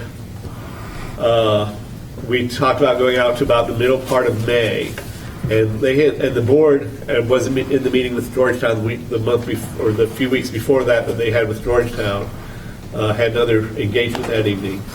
But the board said that they went through with Georgetown and done out a line, and then at the end of that line they threw in another month, and that's essentially what we did on this, because your initial timeline with us said May 15th. But we went through, we talked about the amount of time to get everything done. I think, is that Rich in the audience? No, Your husband, what's your husband's name, ma'am? Bruce. Bruce, I'm sorry. Rich was the other board member. Rick, yeah. Okay. So Bruce, no, I don't need you up here, Bruce. I just, no. No, you're fine. Please have a question. I was just They're trying to figure out who said what. clarifying that as we got through that we had a drop dead date of May 15th, and then our board said, let's give you an extra month. Is that exactly what you understood, Bruce? I'm sorry. Yeah, Bruce is the right name. Is that what you understood also that day? Because you talked to me right after that meeting. Was I at that meeting? Yes. Yes. So what is the issue now? Oh, he's just talking about a timeline, and I don't know if you're... No, I heard about the timeline. Originally it was May 15th, and you said it slipped to June 15th. Is this the timeline for the beads? No, this was the time. No, I'm talking about the timeline. I'm sorry, ma'am. I forgot your name. Oh, Sharon. Sharon? Yeah. I'm sorry. You were in that meeting also. Yes. You remember us giving the Yes. add-on time at the end of it? Yes. Okay. I think that I've kind of I've got to kind of figure out where I am in this whole issue. Well, Leonard, you didn't get the answer. You didn't get the answer Oh, where we are in this timeline. The answer is, will you have everything done by June 15th? Everything as far as landscaping and the buildings? Yes. Everything. Well, I guess... That's sort of, I think, many people's decision points right here. Yeah. I mean, I believe I can get the four buildings done by then. I mean, like I said, I talked to him today. I asked him, please try and get another crew so we could do 2 buildings at a time and get it done. If I could get that done from him, then yes, I think I get the buildings done. As far as the landscaping, I mean, I don't have anything yet, even as far as a proposal yet, or that they could vote on or look at or anything like that. So then I can say, yes, that's the time frame I can finish. So your answer to me then is not on everything. You don't know whether you can get it done. Not all of it, no. Okay. I've heard everything I need. Go ahead. I think we had also requested that you hold a meeting for the residents in Siena. We did. Can you? It didn't take place. Can you explain what happened? Yeah, we had one on the 14th. I'm sorry? We had one on the 14th. No. We requested a meeting be held prior. Right, you requested for us to have the meeting on one day, but unfortunately there was nothing really to give, so we were trying to wait to get the landscaping approved, and that way we have something of substance to give the board, the I mean, owners. you had selected a date, so you did not hold a meeting on that date for the residents? Not the day that we selected, no. Okay. I held it on the 14th. Okay. All right. Did hold it on the... We held a meeting, yes, on the 14th, after the date that, right. And as far as my understanding, the date that you guys, it was suggested that we have a meeting. It wasn't actually, it wasn't a firm date. You had agreed, and there was a date selected. Yeah. Okay. So, just to get it clear in my mind, when do you think this is all going to be done? You know, I don't want to stay here and tell you a date. I'll give you. He's going to say it's not going to get done. You know, no, I'm not saying it's not going to get done. Then is there any further discussion? Over there. Do you have any Siena residents in the attendance? Right there. Okay. I don't Anything want to you'd like to embarrass share? you. No, I don't want to embarrass you. No? Okay. Frustration. Okay. Paul said it correctly. If you're a member of Siena, you got to be upset. Mr. President, we have a motion on the floor and a second, and I'd like to call the question. All right. Then let's have a vote. What do they vote? All in favor of the motion to move forward with litigation in accordance with the Siena Condominium Association Mediation Settlement Agreement? Aye. Aye. Litigation. Aye. Aye. Opposed? We've done it before. Motion carries. Thank you. Okay. Thank you. Thank you, guys. All right, tab 2, Georgetown Condominium Association Mediation Update. Please. Hi. How you guys doing this evening? Better now. My My name's Todd Melly. For the faces that don't know me, I'm sorry, I'm putting this up. Yeah, I have met, I think, everybody. I'm the landscape supervisor over at Georgetown. So our update is we're rolling. We closed a couple more buildings. We're on the timeline that we're on. We did fall about 5 days behind. I'm going to take 100% blame for that, obviously. Well, I was going to say, Todd, you're here. She had to tell me twice. Yeah. She had to tell me twice. I just haven't learned after 27 years of marriage. You think I would listen, right? No, I had a home accident cutting a tree. I'm fine. I'm back. I'm working. I'm the project manager. I'm not as strong and all that, but I'm still there mentally, and I'm having, I'll be all right. I'm in physical therapy, and I'm good. I'm good. I'm good. Get your arm back in there. No, I have to get it out. I have to let it lay loose. Anyway, we're down at 10 and 11, buildings 10 and 11. We have our annuals coming. Hopefully they'll be in before Easter in the next 2 weeks. They were growing our pentas for us, especially for us. He had a little setback that week we got in the 40s, but now that we're in the 90s, we still look like we're on schedule. That will also help us sign off a couple more of the buildings that we've already done but haven't signed off. Starting Monday, we're skipping over to building 27. As we told you before, that roofing project starts. That's a go. I will start demo right there next to the daycare Monday morning. Okay, while we're in that corner there, we're going to do building 26 also. The parking lot back there, all that is going to go ahead. We're there. I mean, while we're there, if you guys have been through there or haven't been through there, we're doing the islands and the garages. I mean, why come back, right? So that's a big, we're going to be in that area a while. So we'll go back to 9. You guys know we skipped 9 because it's one of our 3 or 4 huge buildings we have. So once we finish that, we'll go back, but we're doing good. We're on track. We're moving. We got a lot of momentum going. Where are you in the timeline? Timeline, I fell 5 days behind the last timeline. So, what we talked about last time we talked about, obviously we're not going to finish by June or July. And Chuck, our president, was asking me, are we going to be done by the end of the year? I still think we're looking good for the end of the year, having everything complete landscaping-wise, if everything goes correctly. Okay, we got a lot of equipment out there. We hired 3 more staff members to help me with maintenance through the summer, so I'm going to kind of, have a landscaping crew and a maintenance crew. I think the one thing that I see that, I never want to extend anything, but the one thing that I would say that if the Georgetown board were to come to us and ask for an extension, I think the big difference there is driving through there, seeing the amount of demo that you guys are having to do for a lot of these things. Progress. It's clear that you're doing a whole heck of a lot of work out there. When we first started this, Eric, and started talking these projects back when Annika hired me and all that, it went from us plugging in plants, throwing mulch down and doing some stuff. Yeah. Now we're in total rehab. So we're going in and refurbishing everything. And Chuck, I heard you guys talking about Chuck earlier. He has a vision to be as nice as the golf courses. Well, if you have that vision, then let's do it right. Let's do it the way we're doing it. It's costing more money. It's costing more manpower. But let me tell you what, they made a commitment to do it, and they're dead set in the middle of it. So I'm sorry, I got it just tiny bit late. Can you just, in 2 sentences, tell me what's taking on? I guess we're talking about the landscaping portion, and what have you ran into that's taking? I know they've all heard it real quick. There's a bunch of things, and I'll tell you a couple sentences. What we're running into is there's a lot of old landscaping. It's tied around a lot of pipes. As we pull out, we are destructing. We are pulling out pipes. So what's happening at Georgetown is not only are they getting refurbished in landscaping, but their irrigation system's getting refurbished. We've run into a couple times we hit the gate valves, and we had to shut down the water to the buildings and redo those things. It's a lot of what we're finding. Man, we're finding shutoffs to water valves and smart. You're going to have a really good map when you're done with this. We are going to, exactly. So we're finding all kinds of things, and little setbacks here and there have been. Maybe we weren't expecting to take as much out as we thought. I mean, some of those islands out there, Leonard, were up to my thighs, halfway up my thighs, and we brought them. Like the island behind Building 6. That's the one I bring up the most. We're bringing it all the way down. 4.5 dumpsters off one building.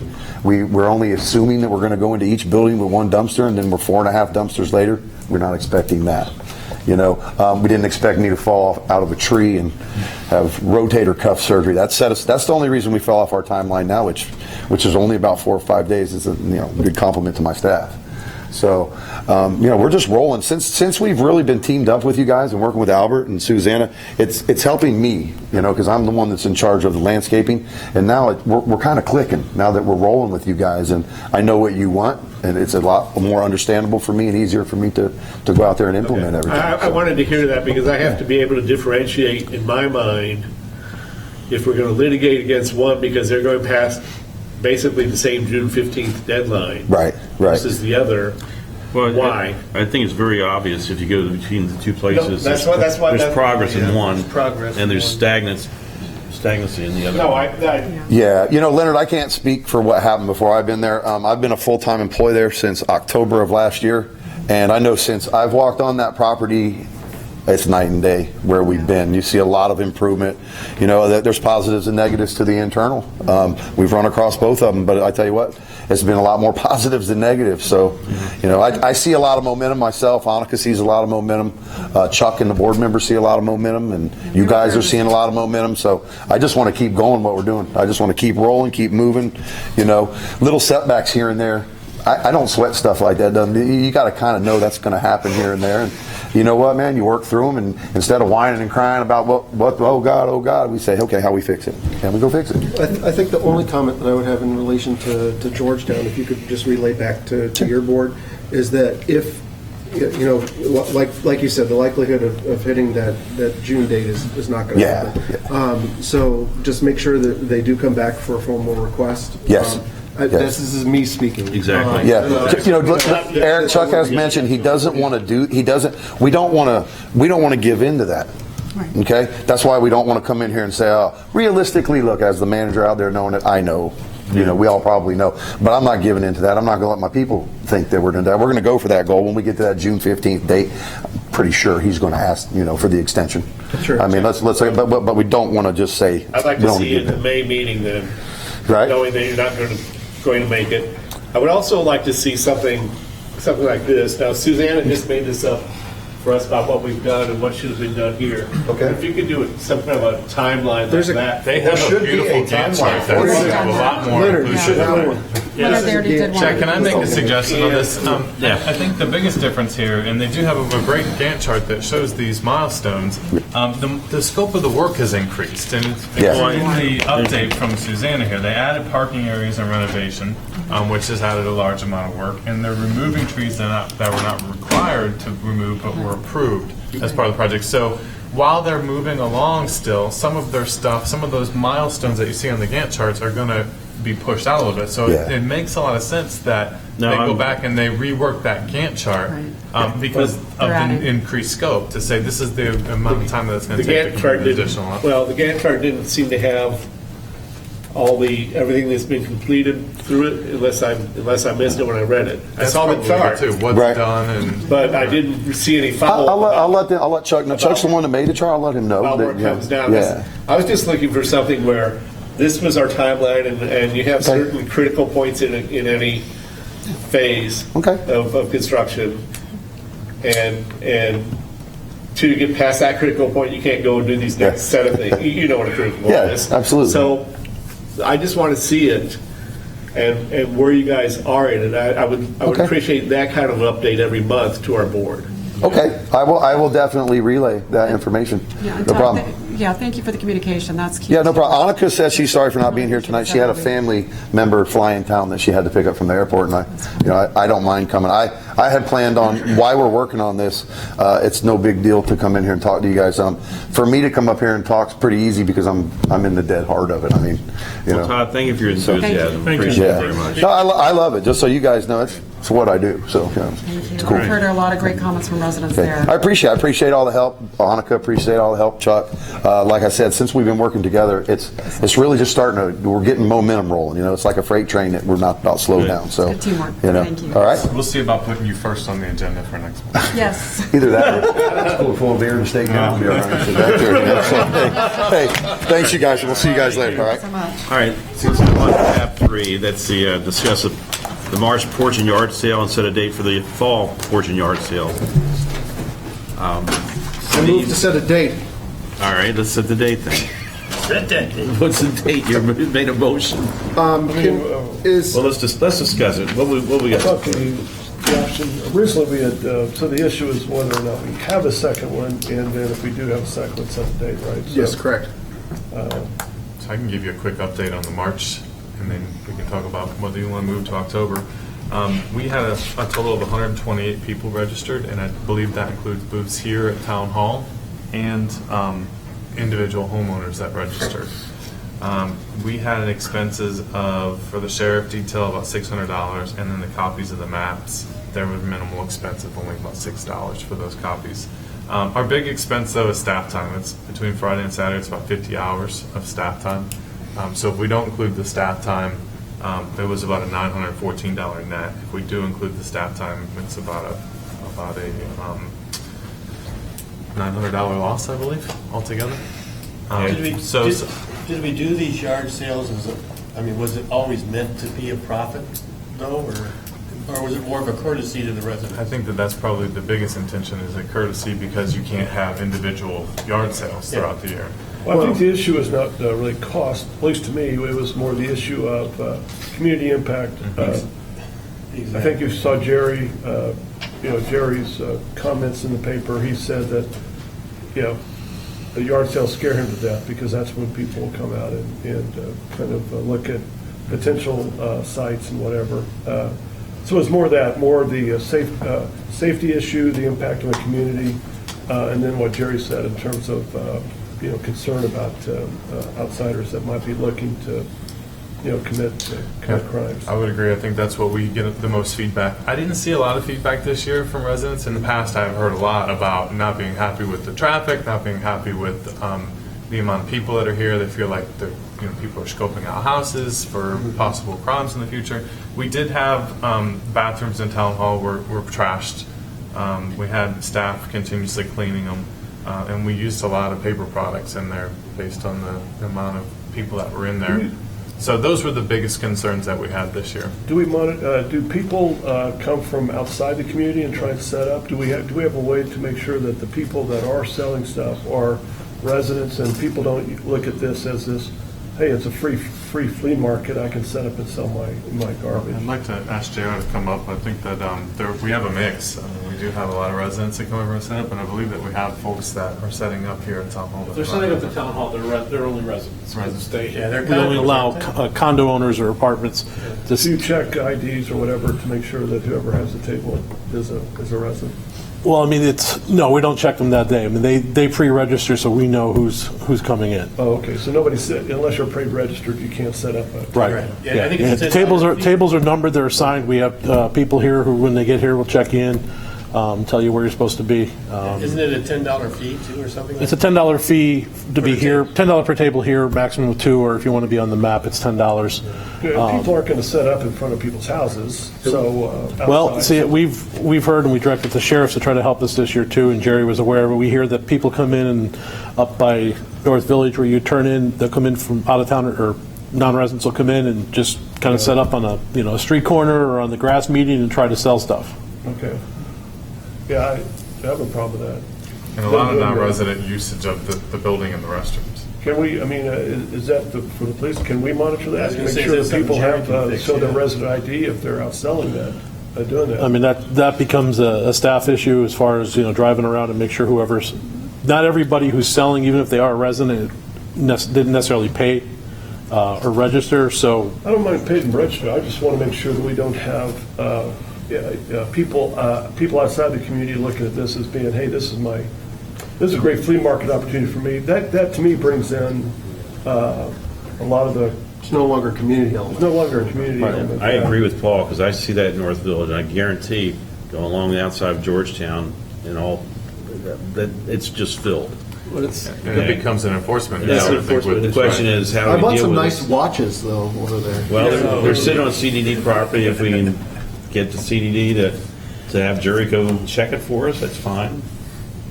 Well, just check IDs. If they don't have a resident ID, I would they can't sell. I would say see that we'd probably discourage even residents from going on to anything that's not their property and selling. We don't want them going into parks or CDD property. But people actually put all their stuff out on the CD easement anyway. Right. It's just in this case they're putting it out in front of Georgetown's easement, and they don't even live there. Right. Now, the issue that we're in front of us right now, though, is are we going to have a fall garage sale? I'd like to raise a broader issue. Okay. Do we want to sponsor, I mean, part of the history is courtesy to residents. First, do we want to sponsor a yard sale at all? If so, 2 questions. How often over the year and under what conditions? Because what we're talking about here is some of the conditions. Sure. So third broad question is, I would propose learning from our residents what they think. Because there was a lot of backlash a few months ago as I sat in the audience and knowing that there was a change of heart. So what if we went out to residents, and so the larger proposal is, and something I mentioned as I was running for this position, is a quarterly, real quick SurveyMonkey assessment of residents, a couple, 3 questions, not 10, not 20, real quick. This is a 1-minute survey. One of the questions is about porch and yard sale. Not sure what the wording is. Do you want it, or wonder what conditions, or what do you think about it? We're going to vote on it in April. Give us your feedback now, and we will use that data to make an informed decision. So what I would thus propose is not acting on this tonight, gathering some data, and then make an informed decision. If we choose to ignore data, then we can make a decision based on our own experience today, whether to have it, and if so, how often. Do we do it twice a year, as we have in the past, or do it once, or not at all? That's a good suggestion. So that's I just want to say, from the resident feedback that I was hearing from people that do this a lot, and I don't, but I have occasionally, is the fall sale, even though we didn't have as many people sign up for it, was much more heavily attended by the residents. So if we were to make a change, it would be not to have the spring. We did have a fall. Even though more people sign up for the spring. Well, the fall was the original yard sale, and it was the feedback. Extended. Then we had the March. We had a lot of people who said, "Oh, you're taking away my porch and yard sale." Right. But then there was a whole lot of people that said, "Whew, I'm glad that's not there no more." Well, and it's more about the outsiders. I think one of the issues that was raised too was that we did it behind closed doors. We didn't do it at a public meeting, and we posted this agenda. And you see, there's nobody here talking about the porch and yard sale. I think there's two issues no matter what we do on spring and fall. Is I think the fall has to go on strictly because we didn't tell people before the spring one you wouldn't have another one for another year. That's what happened with the March one. The information wasn't out there before the October one the year before, saying we're only going to have it at this point. So if we're going to decide to knock one off, and I have no dog in this race at all. If we're going to say and decide to knock one of them off, and it would be the spring one, we need to have that information out to everyone before we ever get to the fall one. Yeah. Because then if they have stuff they want to get out of their garage and get done, they get it sold.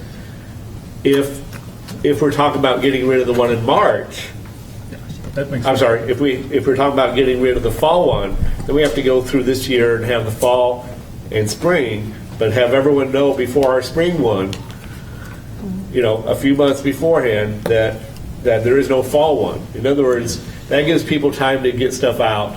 Last year I had some stuff I wanted the veterans I was going to donate to our veterans club here in town. And our commander got sick. He was supposed to come by my house and pick up some desks and things like that for the sale. And I said, don't worry about it. We'll get it in the fall. Because I thought, I still have the darn desks in my garage right now, which I will be getting rid of shortly. But all right, let's move forward to this, because I like David's suggestion. To motion to table and do a quick 3-question survey about a couple things, or well, we don't have any. Sounds good. We don't need to. There's no motion. Let's just go ahead and do it. Just do it. So what were the 3 questions again? He'll create the. I haven't made them up. Steve, we're going to revisit this next month and vote on it. So let me just say, I was suggesting that one of the questions be about the porch and yard sale. Yeah. Whatever it is. We might choose to use some of our time, or some other questions might come out of a strategic planning workshop on Tuesday. Sure. Okay. And I don't know what those other Well, questions I think we want to ask what date works the best too. If we're going to do one in the fall, what date? Because I know everybody got up in arms about it being 1 week earlier than the September 7th or October 7th. There really wasn't a 3-day weekend when we moved it up because we thought there was going to be a 3-day weekend, which was not going to be the case. Right. Well, because it's Columbus Day on October 10th. It seems like there's three questions. Do you want a garage sale? Okay. Right. And then if you do want a garage sale, do you want one or two? Right. And then if you want one, do you want spring or October? Paul, with all due respect, I would make all those part of one question. Or A, B, and C in question one. All right. So we satisfied with that? We'll revisit that next month then. Yeah, that's right. Okay, let's go to tab 4. Refer to the guru. All right.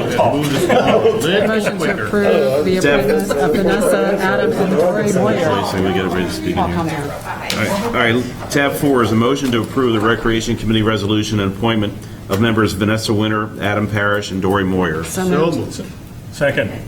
All right, so I got Debbie and then David. Yep. Any discussion? I'd like to talk about the character of some of those people. All in favor? They're all No, the discussion I would have before we vote is that I would hope that we would add other members. Yeah, we will. Okay, so this is a starting point. I would recommend that we leave it to 5 though, and have just a 5-member committee. That's what the resolution says. Okay. Did guide us and didn't want to do it? Did we reach out to them? No, because this is a different scope than what we were doing originally with building the plan. This is more of working on the approval of requests for and picking the RFPs and those types of things. So we didn't reach back out to them for that. I think that they were more geared towards getting the plan together.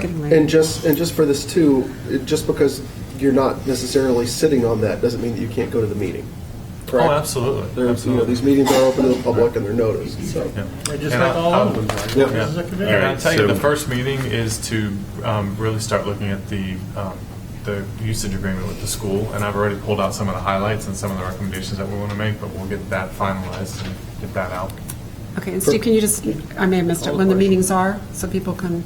We don't have the first one scheduled yet. We're working on it. I think we're trying to get Wednesday the 12th. Okay. Thank you. Okay, so April.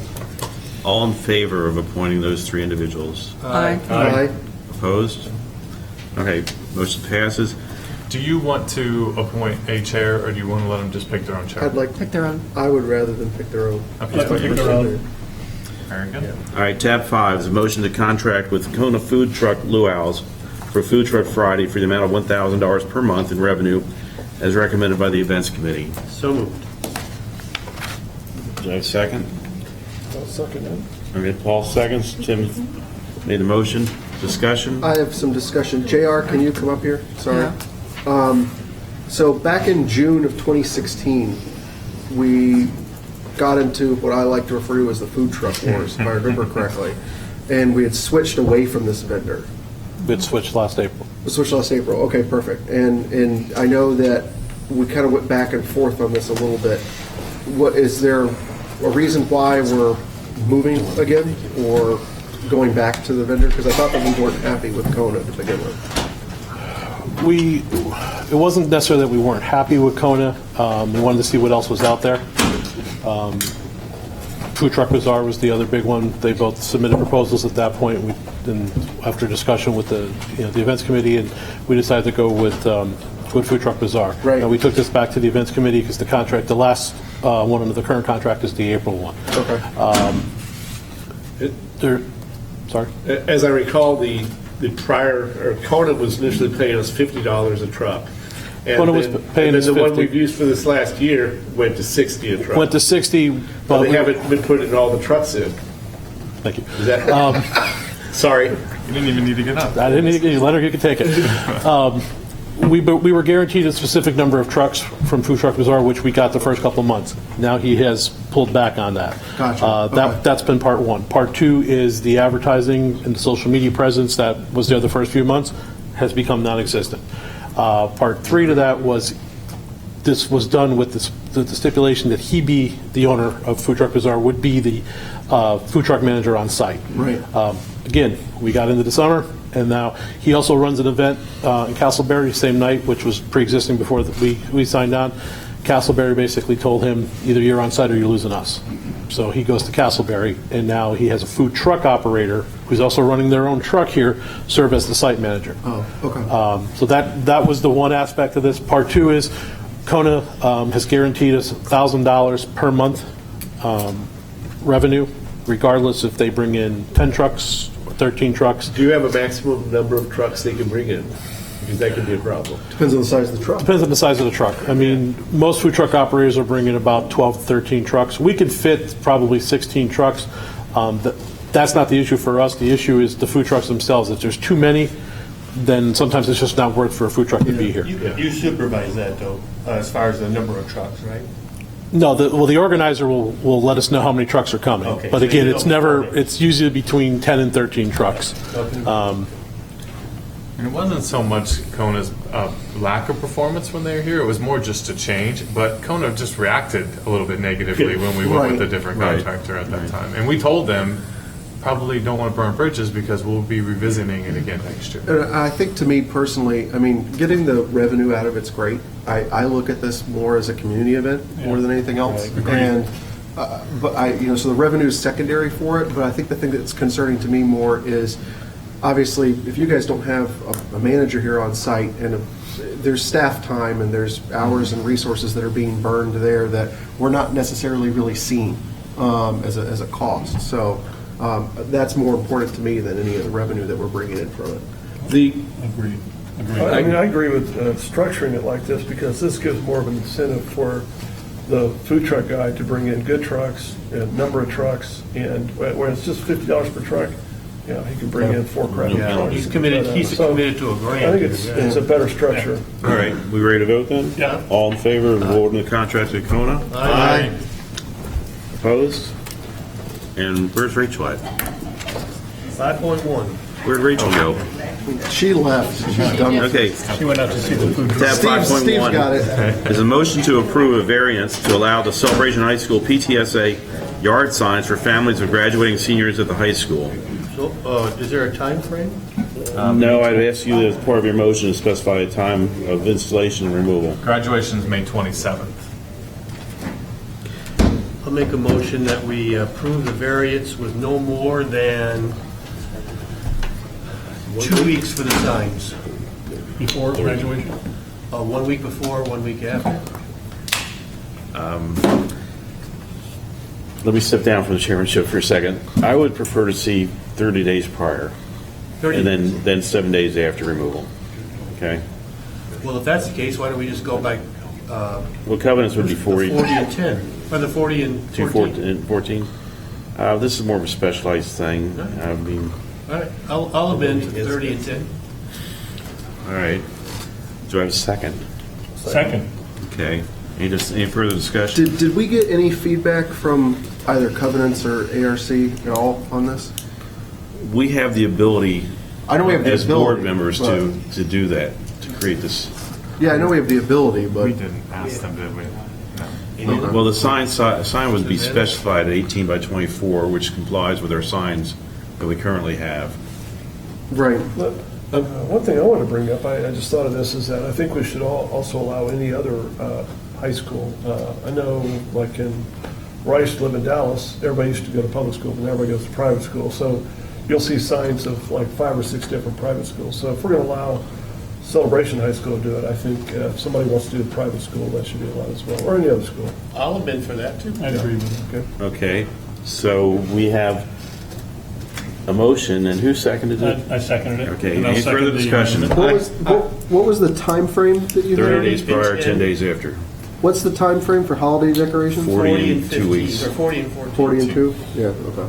And since I'm going to be voting against this, I want people to know why. Oh, okay. Okay? Well, wait, we've got a second. so we discuss. Yeah, so it's discussion time. Yeah. Because this has to be a variance by the board, we have certain things, political signs that are written into it. We have, our for sale signs have to be certain size, et cetera, et cetera. And holiday decorations are, all part of, we would fall under signs to a degree. I don't want to be the word police, because these are all, you can say, well, the high school, these are all good things, we want to support that. But if someone else wants to put up a sign in front of their house that we would have an objection to, for any other reason, the board probably isn't going to give them a variance. And I don't want to be, and I know we're not a governmental entity. If we were, we could never do this and limit it to only this kind of group. But I just don't want to be the word police, and I'm going to be voting against it, and I'm finished talking if you want to call the question. All right. All in favor? Aye. Nay. So 6-1, Leonard against. Motion carries. Okay, tab 5.2, a motion to approve Acela Public Stuff annual contract renewal for the amount of $6,241.66. Motion to approve. And it's a CJC expense. It's a just so you know. Second. Operating. All right, second with Debbie, motion with Leonard. Discussion? I have a question for Eric, if I may. Before Eric, I saw you get ready to speak. I was, yeah. This appears to be going up every 12 months. I think it was 5,000, then it went to 5,500, and now it's what's the exact total? 6241. 62.41, 66 cents. Is this what's happening to apps in this field in general? Yeah. So it's not just like we pick them up front and.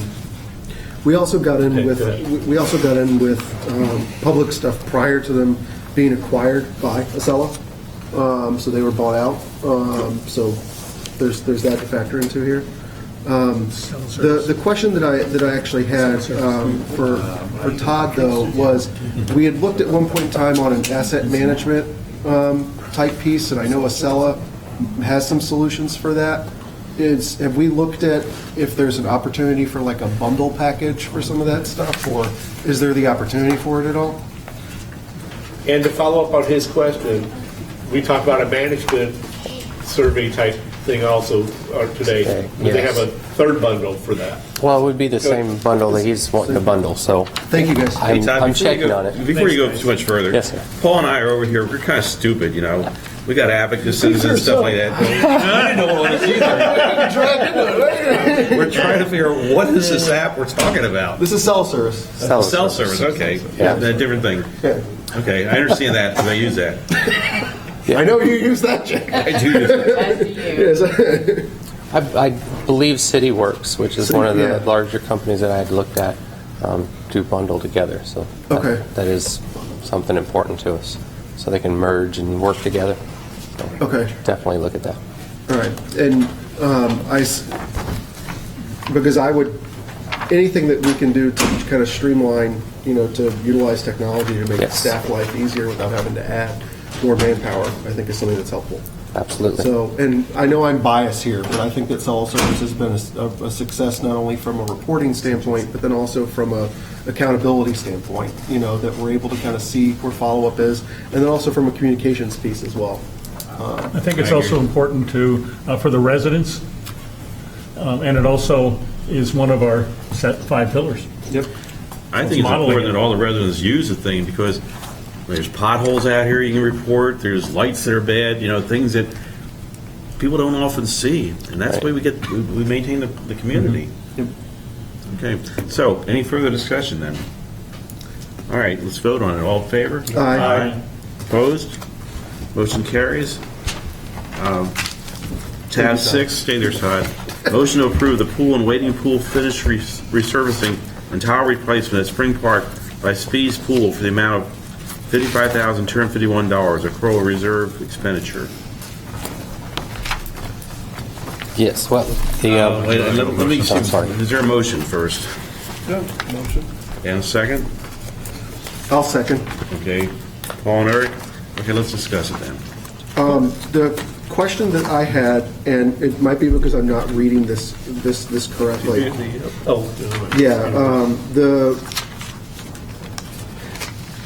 When we're looking at the wading pool area at Spring Park, we had originally talked at one point in time about converting that into a splash pad.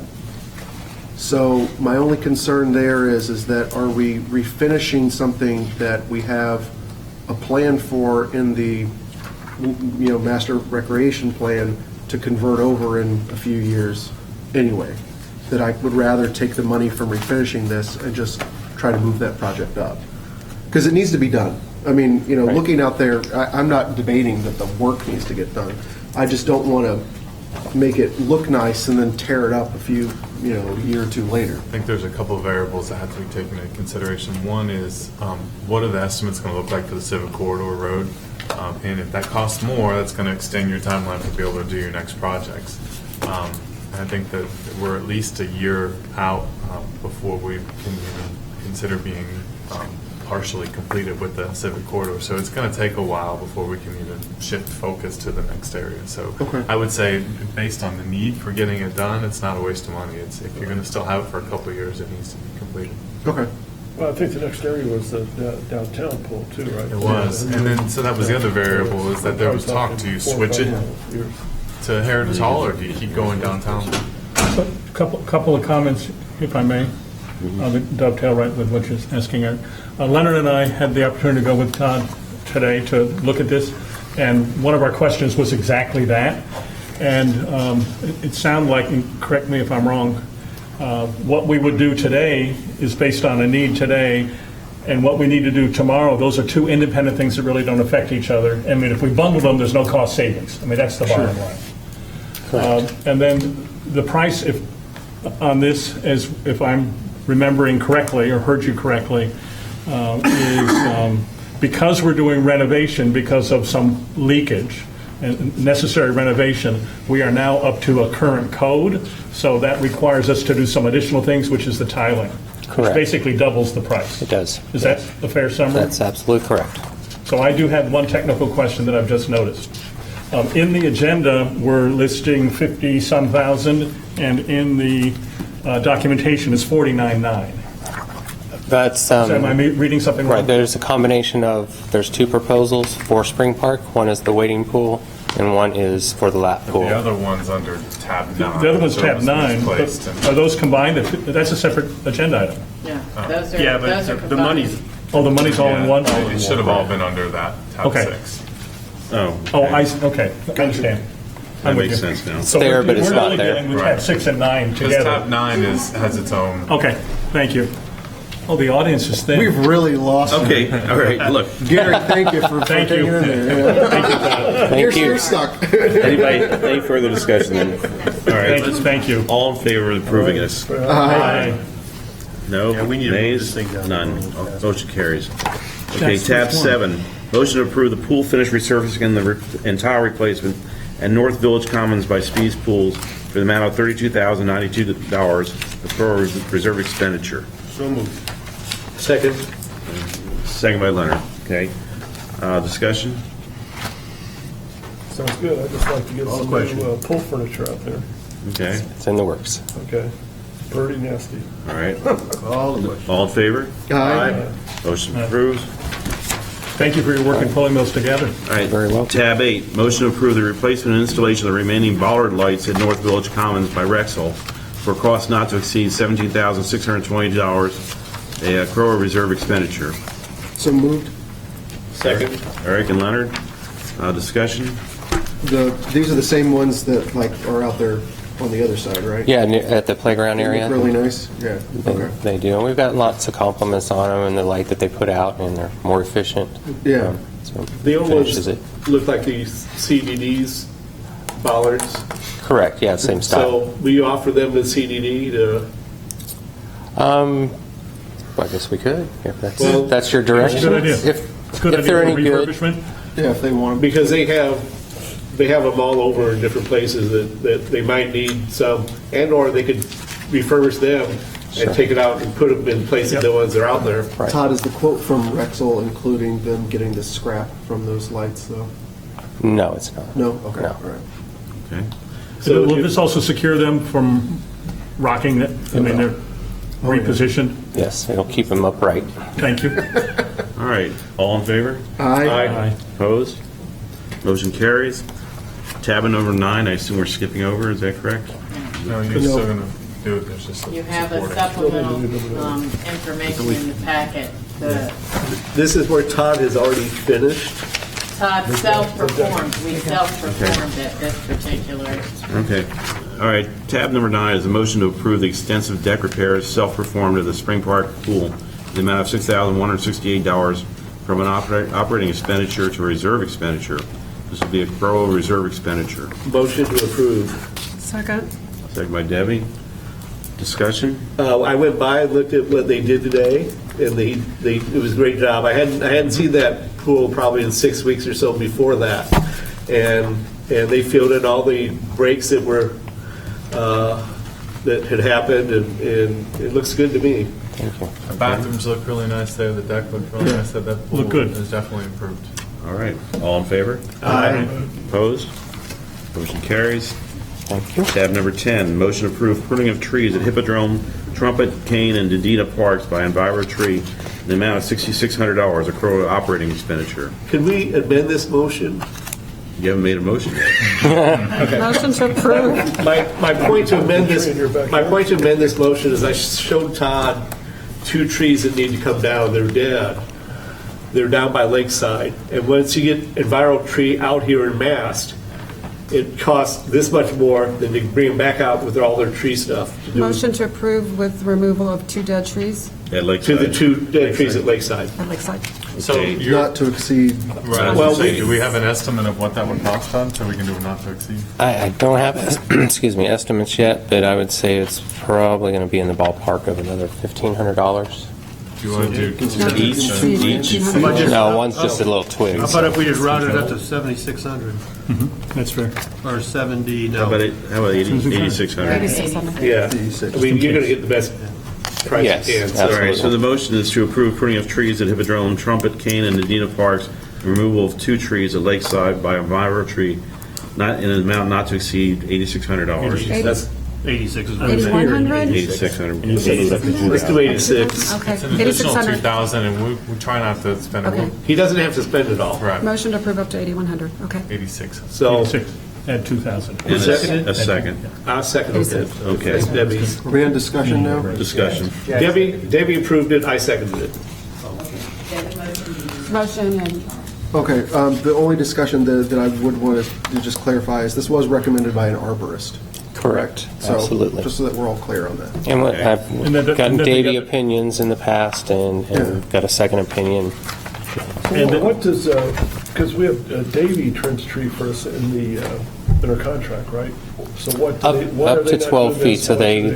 they carry, trim all the limbs that are low-hanging. Low-hanging. It doesn't actually involve them going up in the canopy and cutting all the limbs and things like that.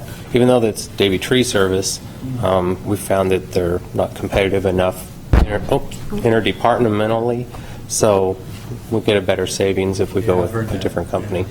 It's unfortunate, but that's We will how need it to is. replace the tree down at Lakeside also, but that could come another time. It's one of the labeled trees as you walk around there. It says red maple on it. So I assume it was a red maple. Maybe it was. So building on Eric's point, that the 2 trees that are identified as dead by Lakeside are actually verified by an arborist as dead. Oh, yeah. Before we Was that just your take it question? down. Yeah, oh, absolutely. Yeah, so we'll make sure they're dead. Because we're in a dormant season. One of them's had no leaves on it for a year and a half. the motion. All right. Verify they're dead. Take their pulse. Call for a vote then. All in favor? Aye. Opposed? Motion carries. Needs to bring Rachel All right, tab 11, motion to approve light fixture and ceiling fan replacement at North Village Commons Pavilion in an amount not to exceed $4,872, a CROA reserve expense. So moved. Second. Tim and David, I have a question. and discussion. We were just out there, they looked okay, we were going to switch some, but do we really need to spend $5,000 on the Well, I believe the lights are going to be upgraded to LEDs. LEDs? Okay. Correct. Is that most of the expense? Or? Yeah, that's the biggest I mean, the count. fans didn't match, but it wasn't a big deal. I mean, Well, the fans are getting old, that's one thing. They're getting old and they rattle around, and it's time to update them. And the piece that I was impressed on in this is going to be done in-house. It is. With purchases at Lowe's, Home Depot. Correct. That's why I did the not So to exceed numbers, I so we get can a get better 10% value. discount at Home Depot. Yeah, I get a 20. Military. Military. Now you All right. Buy Now, 7 fans. all in favor? Aye. Opposed? Motion carries. Tab 12, motion to approve replacement of the ADA pool lift at Lakeside Pool in an amount not to exceed $4,200, a CROA operating expenditure. Before you motion, Todd has an update though, please. I can jump right in there. I want to take this off as an agenda item or action item. I researched this lift. We were having trouble with it. The manufacturers updated their process and replaced parts with stainless steel the way they should have done it in the first place. So we're able to replace the parts that will get it back in service for $1,000. So I want to hold off on doing a total replacement. So, at all. Bring it back. Okay, So, great. Thank you. we will have the 2 lifts back in the. The parts are supposed to be in this week, so they will be back in. Great. Thank you. Okay. So Thank thank you. That's 13. awesome. Appreciate that. All right, tab 13, a motion to approve the tree trimming requested by the roof replacement contractor and performed by Maple Valley Pro for the amount of $1,379.20 from an operating expenditure to reserve expenditure, Savannah Square Service Area Reserve. Motion to approve. Leonard Second. and Tim. Okay, discussion? I'll just say that I did have to look up what drop crotch pruning was, because I thought you were just including something in here to make sure we were actually reading it. It was a test. You passed. Good job. Any further discussion? All in favor? Aye. Motion carries. I would like to note also, there's no discussion on my action item. Thank you very No, much. you We've won, done Tim. such a good job with the roofing project so far, we figured if this needed to get done, it needed to get done. You know? Thank you. All right, tab 14, a motion to approve a proposal to arrest invasive root growth at 744 Mulberry by Enviro Tree Service in the amount of $1,000, Savannah Square Service Area Reserve expenditure. So moved. Tim? And a Second. second by David. Discussion? So, in response to the gentleman's comments earlier at 744 Mulberry, I see that it has in here with the scope of work that states the removal of roots. You're looking at the proposal, at the estimate. Go ahead. Yeah. Okay. It says trench down 12 inches, approximately 12 inches on sidewalk side, and half wall of pool to remove roots, lifting sidewalk and pool equipment. So, how far are they actually removing the roots? Well, they're going to arrest the roots and they're going to remove them back enough so that it'll be more level, and that may be partially shaving them down. The idea for what our goal is to have them not continue to grow into causing any further damage and reduce what we can in those areas to make it more of a level area. Whose actual property is that tree on?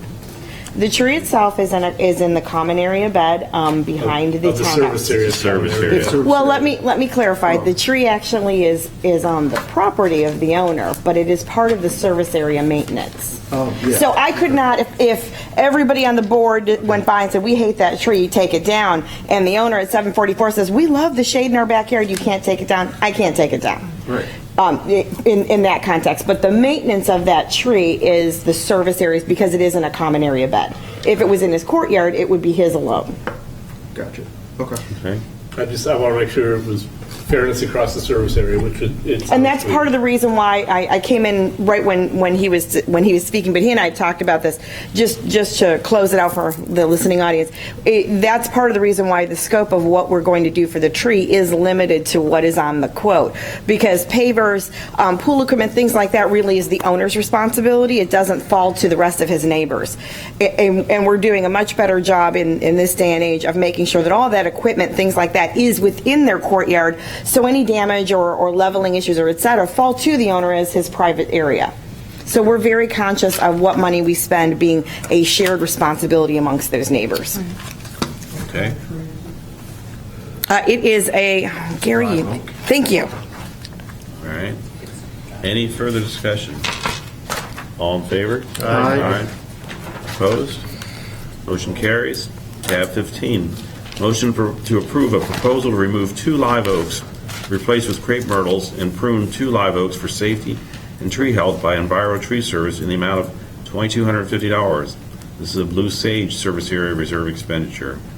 And if I could just mention, just to loop back to last month, part of what Todd and I are doing, to speak to Leonard's point about the cost of having the arborists come out, we're kind of going village by village, and we're looking in order to maximize the visits and the work, and also the board agenda items, to kind of do them in village where they look at service areas and do the park trees at the same time, so we kind of can cross that village off and move on to the next one, because we all know we have really large streets. Yeah. Would you enlighten me as to where Blue Sage is? Sure. Blue Sage is in East Village. It is right near Rosemary. In fact, if you go down, pop quiz. If you go down Indigo, and then you're going to see the condominium association for East Village terraces at East Village, and then you kind of go over to the right a little bit. They are actually the very well-known service area that decorates for Halloween. They put hundreds of pumpkins out to decorate for the Halloween. I mean, they do Christmas too, but Halloween's really their thing. And they have the picnic table, right? And they have a nice little picnic table that actually is going to be on one of your future board agendas, because they are going to be working with Todd to improve that area. They do have a lot of community gatherings there. They spend a lot of time together there. So they definitely use that passive area in the center. And the tree suggestions were prompted by the owner's safety issues. The arborists did agree. We won't be moving forward with anything once you approve until we've met with all of those owners to discuss the look and feel of what the end result is. But the priority for all of us is really making sure that the safety issue is addressed. Okay. Did I have a motion on that? Did we have a motion or not? No, we didn't. I'll move. And a second? Okay, any further discussion? All in favor? Aye. Opposed? Motion carries. All right. Tab 16, motion to approve the Phase 1 of the alley landscape improvement by Davy Tree in the amount of $1,590. This is Academy Road, Meeting House, Green Service Area Reserve Expenditure. This is phase 1 of the alley work that we're going to be doing. Motion to approve. Leonard? I'll second. A second on Tim. Discussion? Was the improvement approved by ARC? It is actually, there was no change. This is declining landscaping that had been, yes, and so we knew with all of the projects happening over last year and the finishing of the roof, we didn't want to do any landscape work. Now we're starting to address those alleys. So like for like replacement? Exactly. Okay.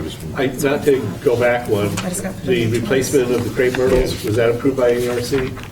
Not yet. Okay. And part of that's also that it will be submitted. Correct, and that's because we need to talk to those owners very carefully. It is actually the only tree option. The arborist actually would recommend no trees go in there because of how small the bed is. Literally the size of this podium. And so he said if a tree is required, it is the only option. So it'll be submitted as crepe myrtle or some kind of a shrub. Okay. Yeah.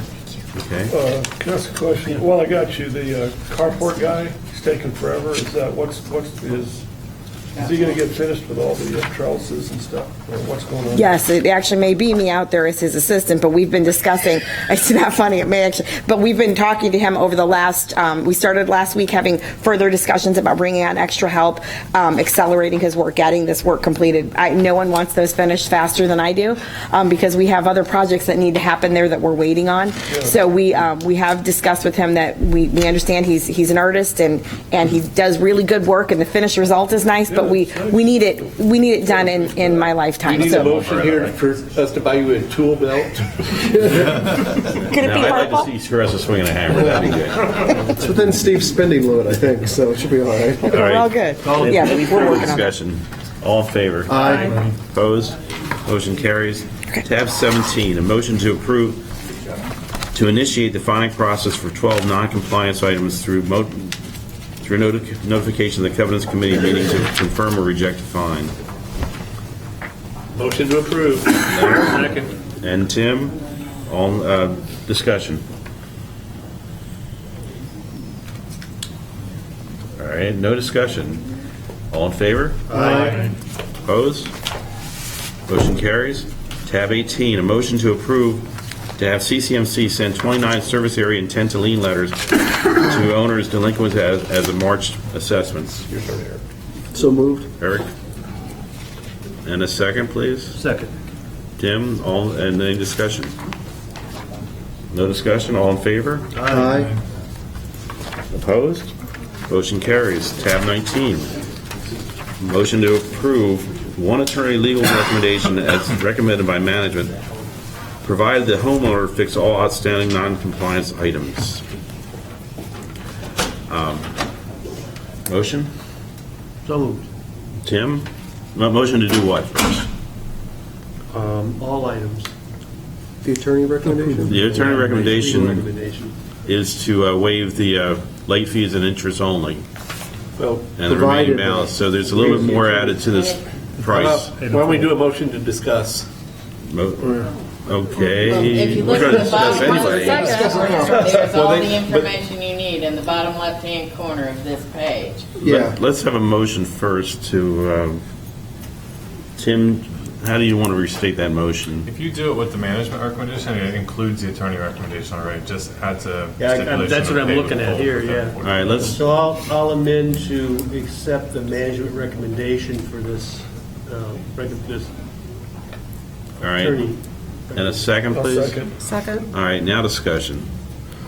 Oh, this is, oh. This is okay. never going to happen. You're never going to Yeah, see your money. no, I know who this, yeah, okay. Sorry, the address just clicked, yeah, Is the okay. home being maintained now No. properly? We are cutting grass right now. No. You're still cutting grass. We're still cutting the grass. It looks really bad. The real, Yeah. the question I guess I have on this then is if we approve this, are we basically then, in essence, waiving the possibility of getting those fines without going through the 5-month process to get back to that fining process? I think that includes everything, doesn't it? Well, you know, you have. That does not include. Oh, we're right, the we're right. fines. You've got $20,000, well, actually, you've got $30,000. 30,000. I don't see a reason why we should approve the recommendation at all. I'd rather see the money stay in the books. Do you want to restate that? Why is management recommending this? Why- They're just trying to go along with the attorney. Well, we collect money where we aren't collecting money right now, and with the stipulation that they do the take care of all their non-compliance items, we're collecting money that we won't have the opportunity, and we're also giving them that stipulation, which gives them the opportunity to actually ultimately resolve all the issues. So part of what you're saying is we'll accept that payment as long as you bring the property up to compliance, Community standards. community standards. I didn't see that. And it says that the remaining balance is paid in full by a specific date, which would be the remaining balance of the funds. I'm saying I don't see where it says that Up they to- also have They added to maintain on the property. my statement there. But if we leave it on the books, I'd like to leave the fines on the books until we receive this group of payments from them. I think they would still have to appeal the fines once they were done with all their items. Yeah. I'm wondering why we give them 45 days. Is there a reason for that? was that just Maybe attorney to attorney I contact. mean, I would say, look, pay this thing in 30 days or nothing. 30 days is fine. 30 days is fine. Here's, now knowing exactly which property this is this likely to get the property cured faster, or are we just still stuck? It's hard to tell. We're stuck. What I can say is these owners have lived out of the country for quite some time and have given us a lot of excuses why they haven't been taking care of their property, and CROA's haven't been maintaining it for at least a year. There's no electric meter on the side of the house. Oh, yeah. I mean, it's, you know, I know the neighbors are very upset on that street, very upset, and the pool hasn't been maintained. However, the last communication we received, the owner said they're moving back into the house, and they're going to start maintaining it. Did this request come from the owners or from legal, or what's going on? It came from the attorney. The owners made the offer to the attorney, who passed it on to us. Once it's at the attorney, we don't communicate directly with them. The most important thing to me is to get the property looking good. Yeah, I say that just This is because an he. incentive to get the property fixed. Yes, he's been emailing us anyway. We're not responding, but he's basically said, he's upset about the fines and wants to take care of the house. but he's abandoned the house for Right. 2.5 years. Exactly. All right, so we know where we're at. Tim, you had a motion for exactly what? I'm going to amend that motion, actually. Okay. I don't think I want to cooperate with this guy at all. I reject the attorney's recommendation and require that this resident pay all of the fines, interest, and the covenants fines, period, within 30 days. You're saying pay the entire balance. Entire balance within 30 days. No, I'm fine with that. I'll second that so we can discuss it. All right, and let's discuss it further. But I think there's a way, and if we can't do it, what I'm talking about, then I'm all in for this one. But I think there's a way that we can get this full amount paid to us and have them, if they don't meet the 45 days, it's all gone to heck anyway. But if we could get that finished and closed out, leave the fines on it appealable back to us. So in other words, we're not waiving the fines. And the order of collection is attorney's fees, homeowners assessments. Yeah, No, it's that's interest. last. Interest, late fees, special assessments. Well, fines are where though? We turn them into a specific assessment. But have we done that? We have Yes, not done this. Yeah, it's been done Probably on this have, property. if it's done. So we have a specific assessment against them. Okay, I'm leaning towards Tim's up there. I just wanted to see. Any Can I further just ask, discussion? We have the Rachel, fines. Rachel, and correct we me have if I'm the wrong here, but costs. what? We have everything. Everything is going to be applied. I got you, Steve. Jack, if I can. Yeah. Rachel, the way I read this attorney recommendation, it's saying that the owner's willing to agree to make a lump sum payment. So they would agree to, if you're just waiving the late fees, interest, in the computer services fee for $929. Right, but they're asking for those things to be waived. And then they'll pay the rest of the balance in full within 45 days. The balance in full would be all of those fines also, is that correct? No, because it says remaining Well, then what's the balance. balance in full then after It that? would be plus the fines. Our Right, that's what I just attorney said. that does collections does not lien for fines. Fines, yeah. So there's the fines in addition to that. But they want to pay $6,419 Right. off of that total of assessments and maintenance. And all I that stuff. understand that, Unless we but convert those I don't want to give away the fines to computer assessments. services or the process serving, which costs us money. So you can modify that and just say So I would not give the hard costs, just the possibly late late fees and fees, interest. possibly interest. But they have to pay everything in full within 45 days. But, so I think the concern that I have here is if folks focus on the lower left-hand corner, Yeah. we're talking $15,000 for painting, landscaping, and cleaning, $5,000 for roof cleaning. Back in 2015, they had a $10,000 fine, and then later we reduced it to $1,000. So, remembering here that there was a whole heck of a lot of fine against this thing, against this property for quite some time, and we still haven't. This doesn't include what we're paying to maintain the property for landscape maintenance. So, I mean, Well, yeah, quarterly maintenance. that's just their.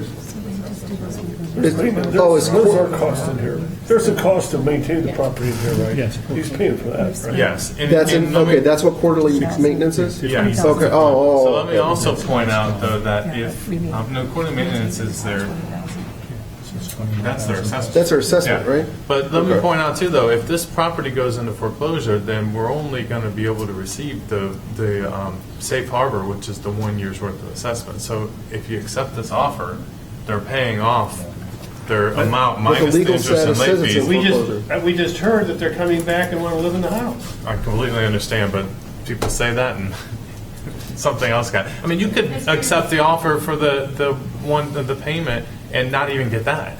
They could still go into foreclosure. Do we have copies of plane tickets? Reservations, I'm sorry. I'm not willing to change my. I mean, really, the only thing you would be approving is to waive the late fees and interest and say we need everything paid in full within 45 days. All right. If that would It's a better entice, shot. if that would entice them to pay some money, that'd be one thing. But I don't have a lot of confidence in that. I don't so- either, that's why I said everything. I mean, what's the difference I mean- if they can pay $22,000, they can pay another $900. I know, it's $1,000 essentially. I mean, if you have that much to pay, $1,000 is a savings. Nothing. So I mean, they've shown no interest in maintaining the property. I think what Steve's saying is we're better off to get something to give it a shot. What do we have to lose? Is that your thought? I mean, So why not accept their offer, That's- which is just $1,000 less? yeah, we don't have a second. Well, to- you can oh, reduce we do have that a too. You second. can say we don't want to give waive the hard cost of the No, I computer wouldn't. services or the processing fee. Just waive late Just fees. waive and late interest. fees. Just and waive the late interest. fee and interest. Yeah, Okay. I mean, because, Okay. if That'll be if they the. decide to pay, we're going to have to eat that legal fee. Yeah. Just waive All right. $500. All right, so I'll amend my motion to say pay everything in full, less late fees and interest.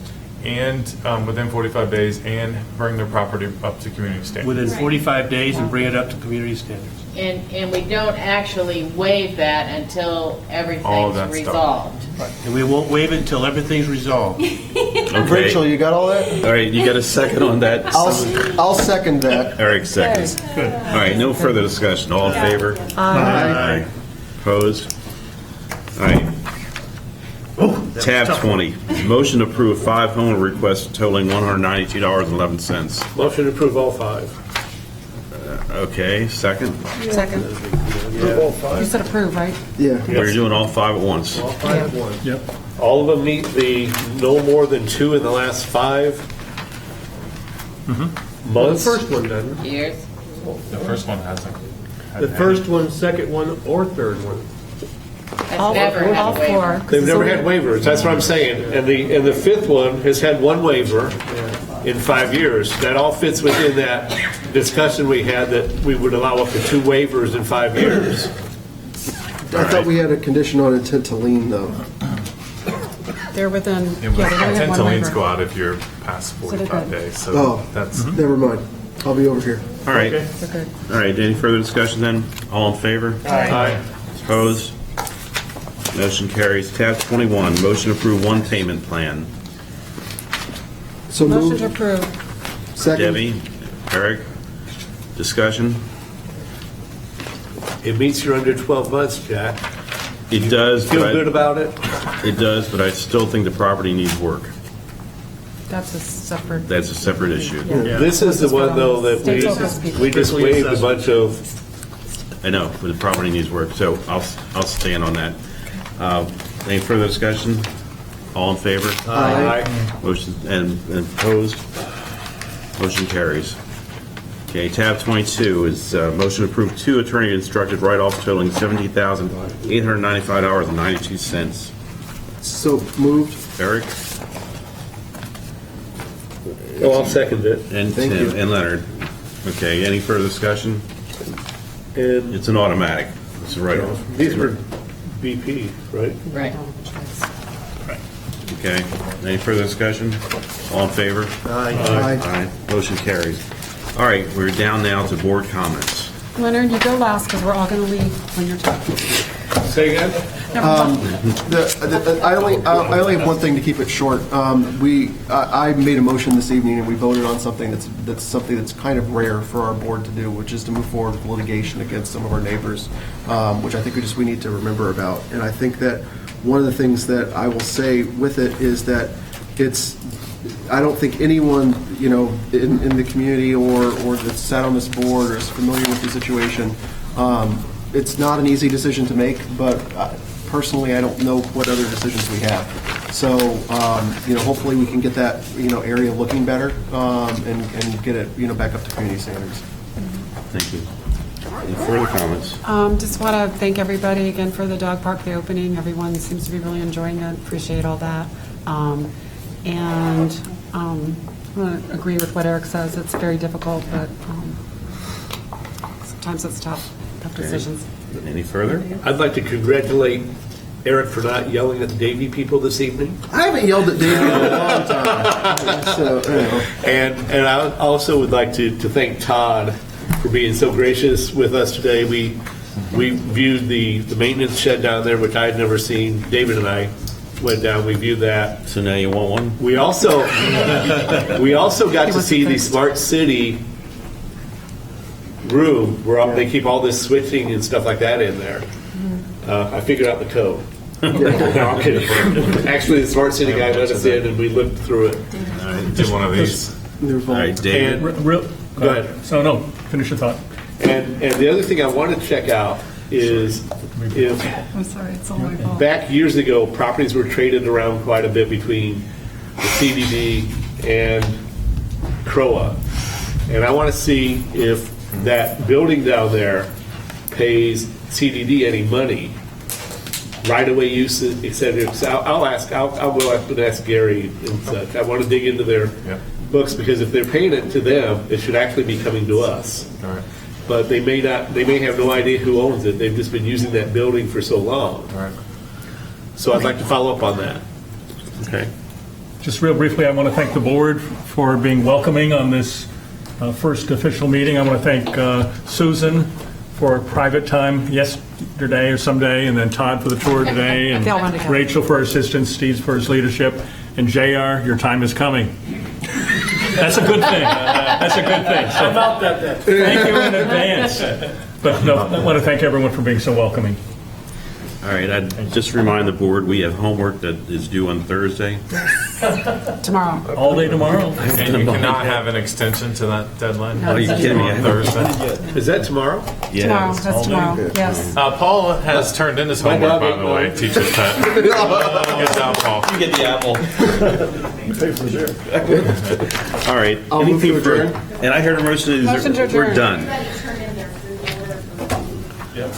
I have not, but I don't want him to. You need a motion to adjourn? I can't Motion eat to anything. adjourn. I moved. We're done. Second. Second. Only a second for a motion to adjourn. Yeah, sorry.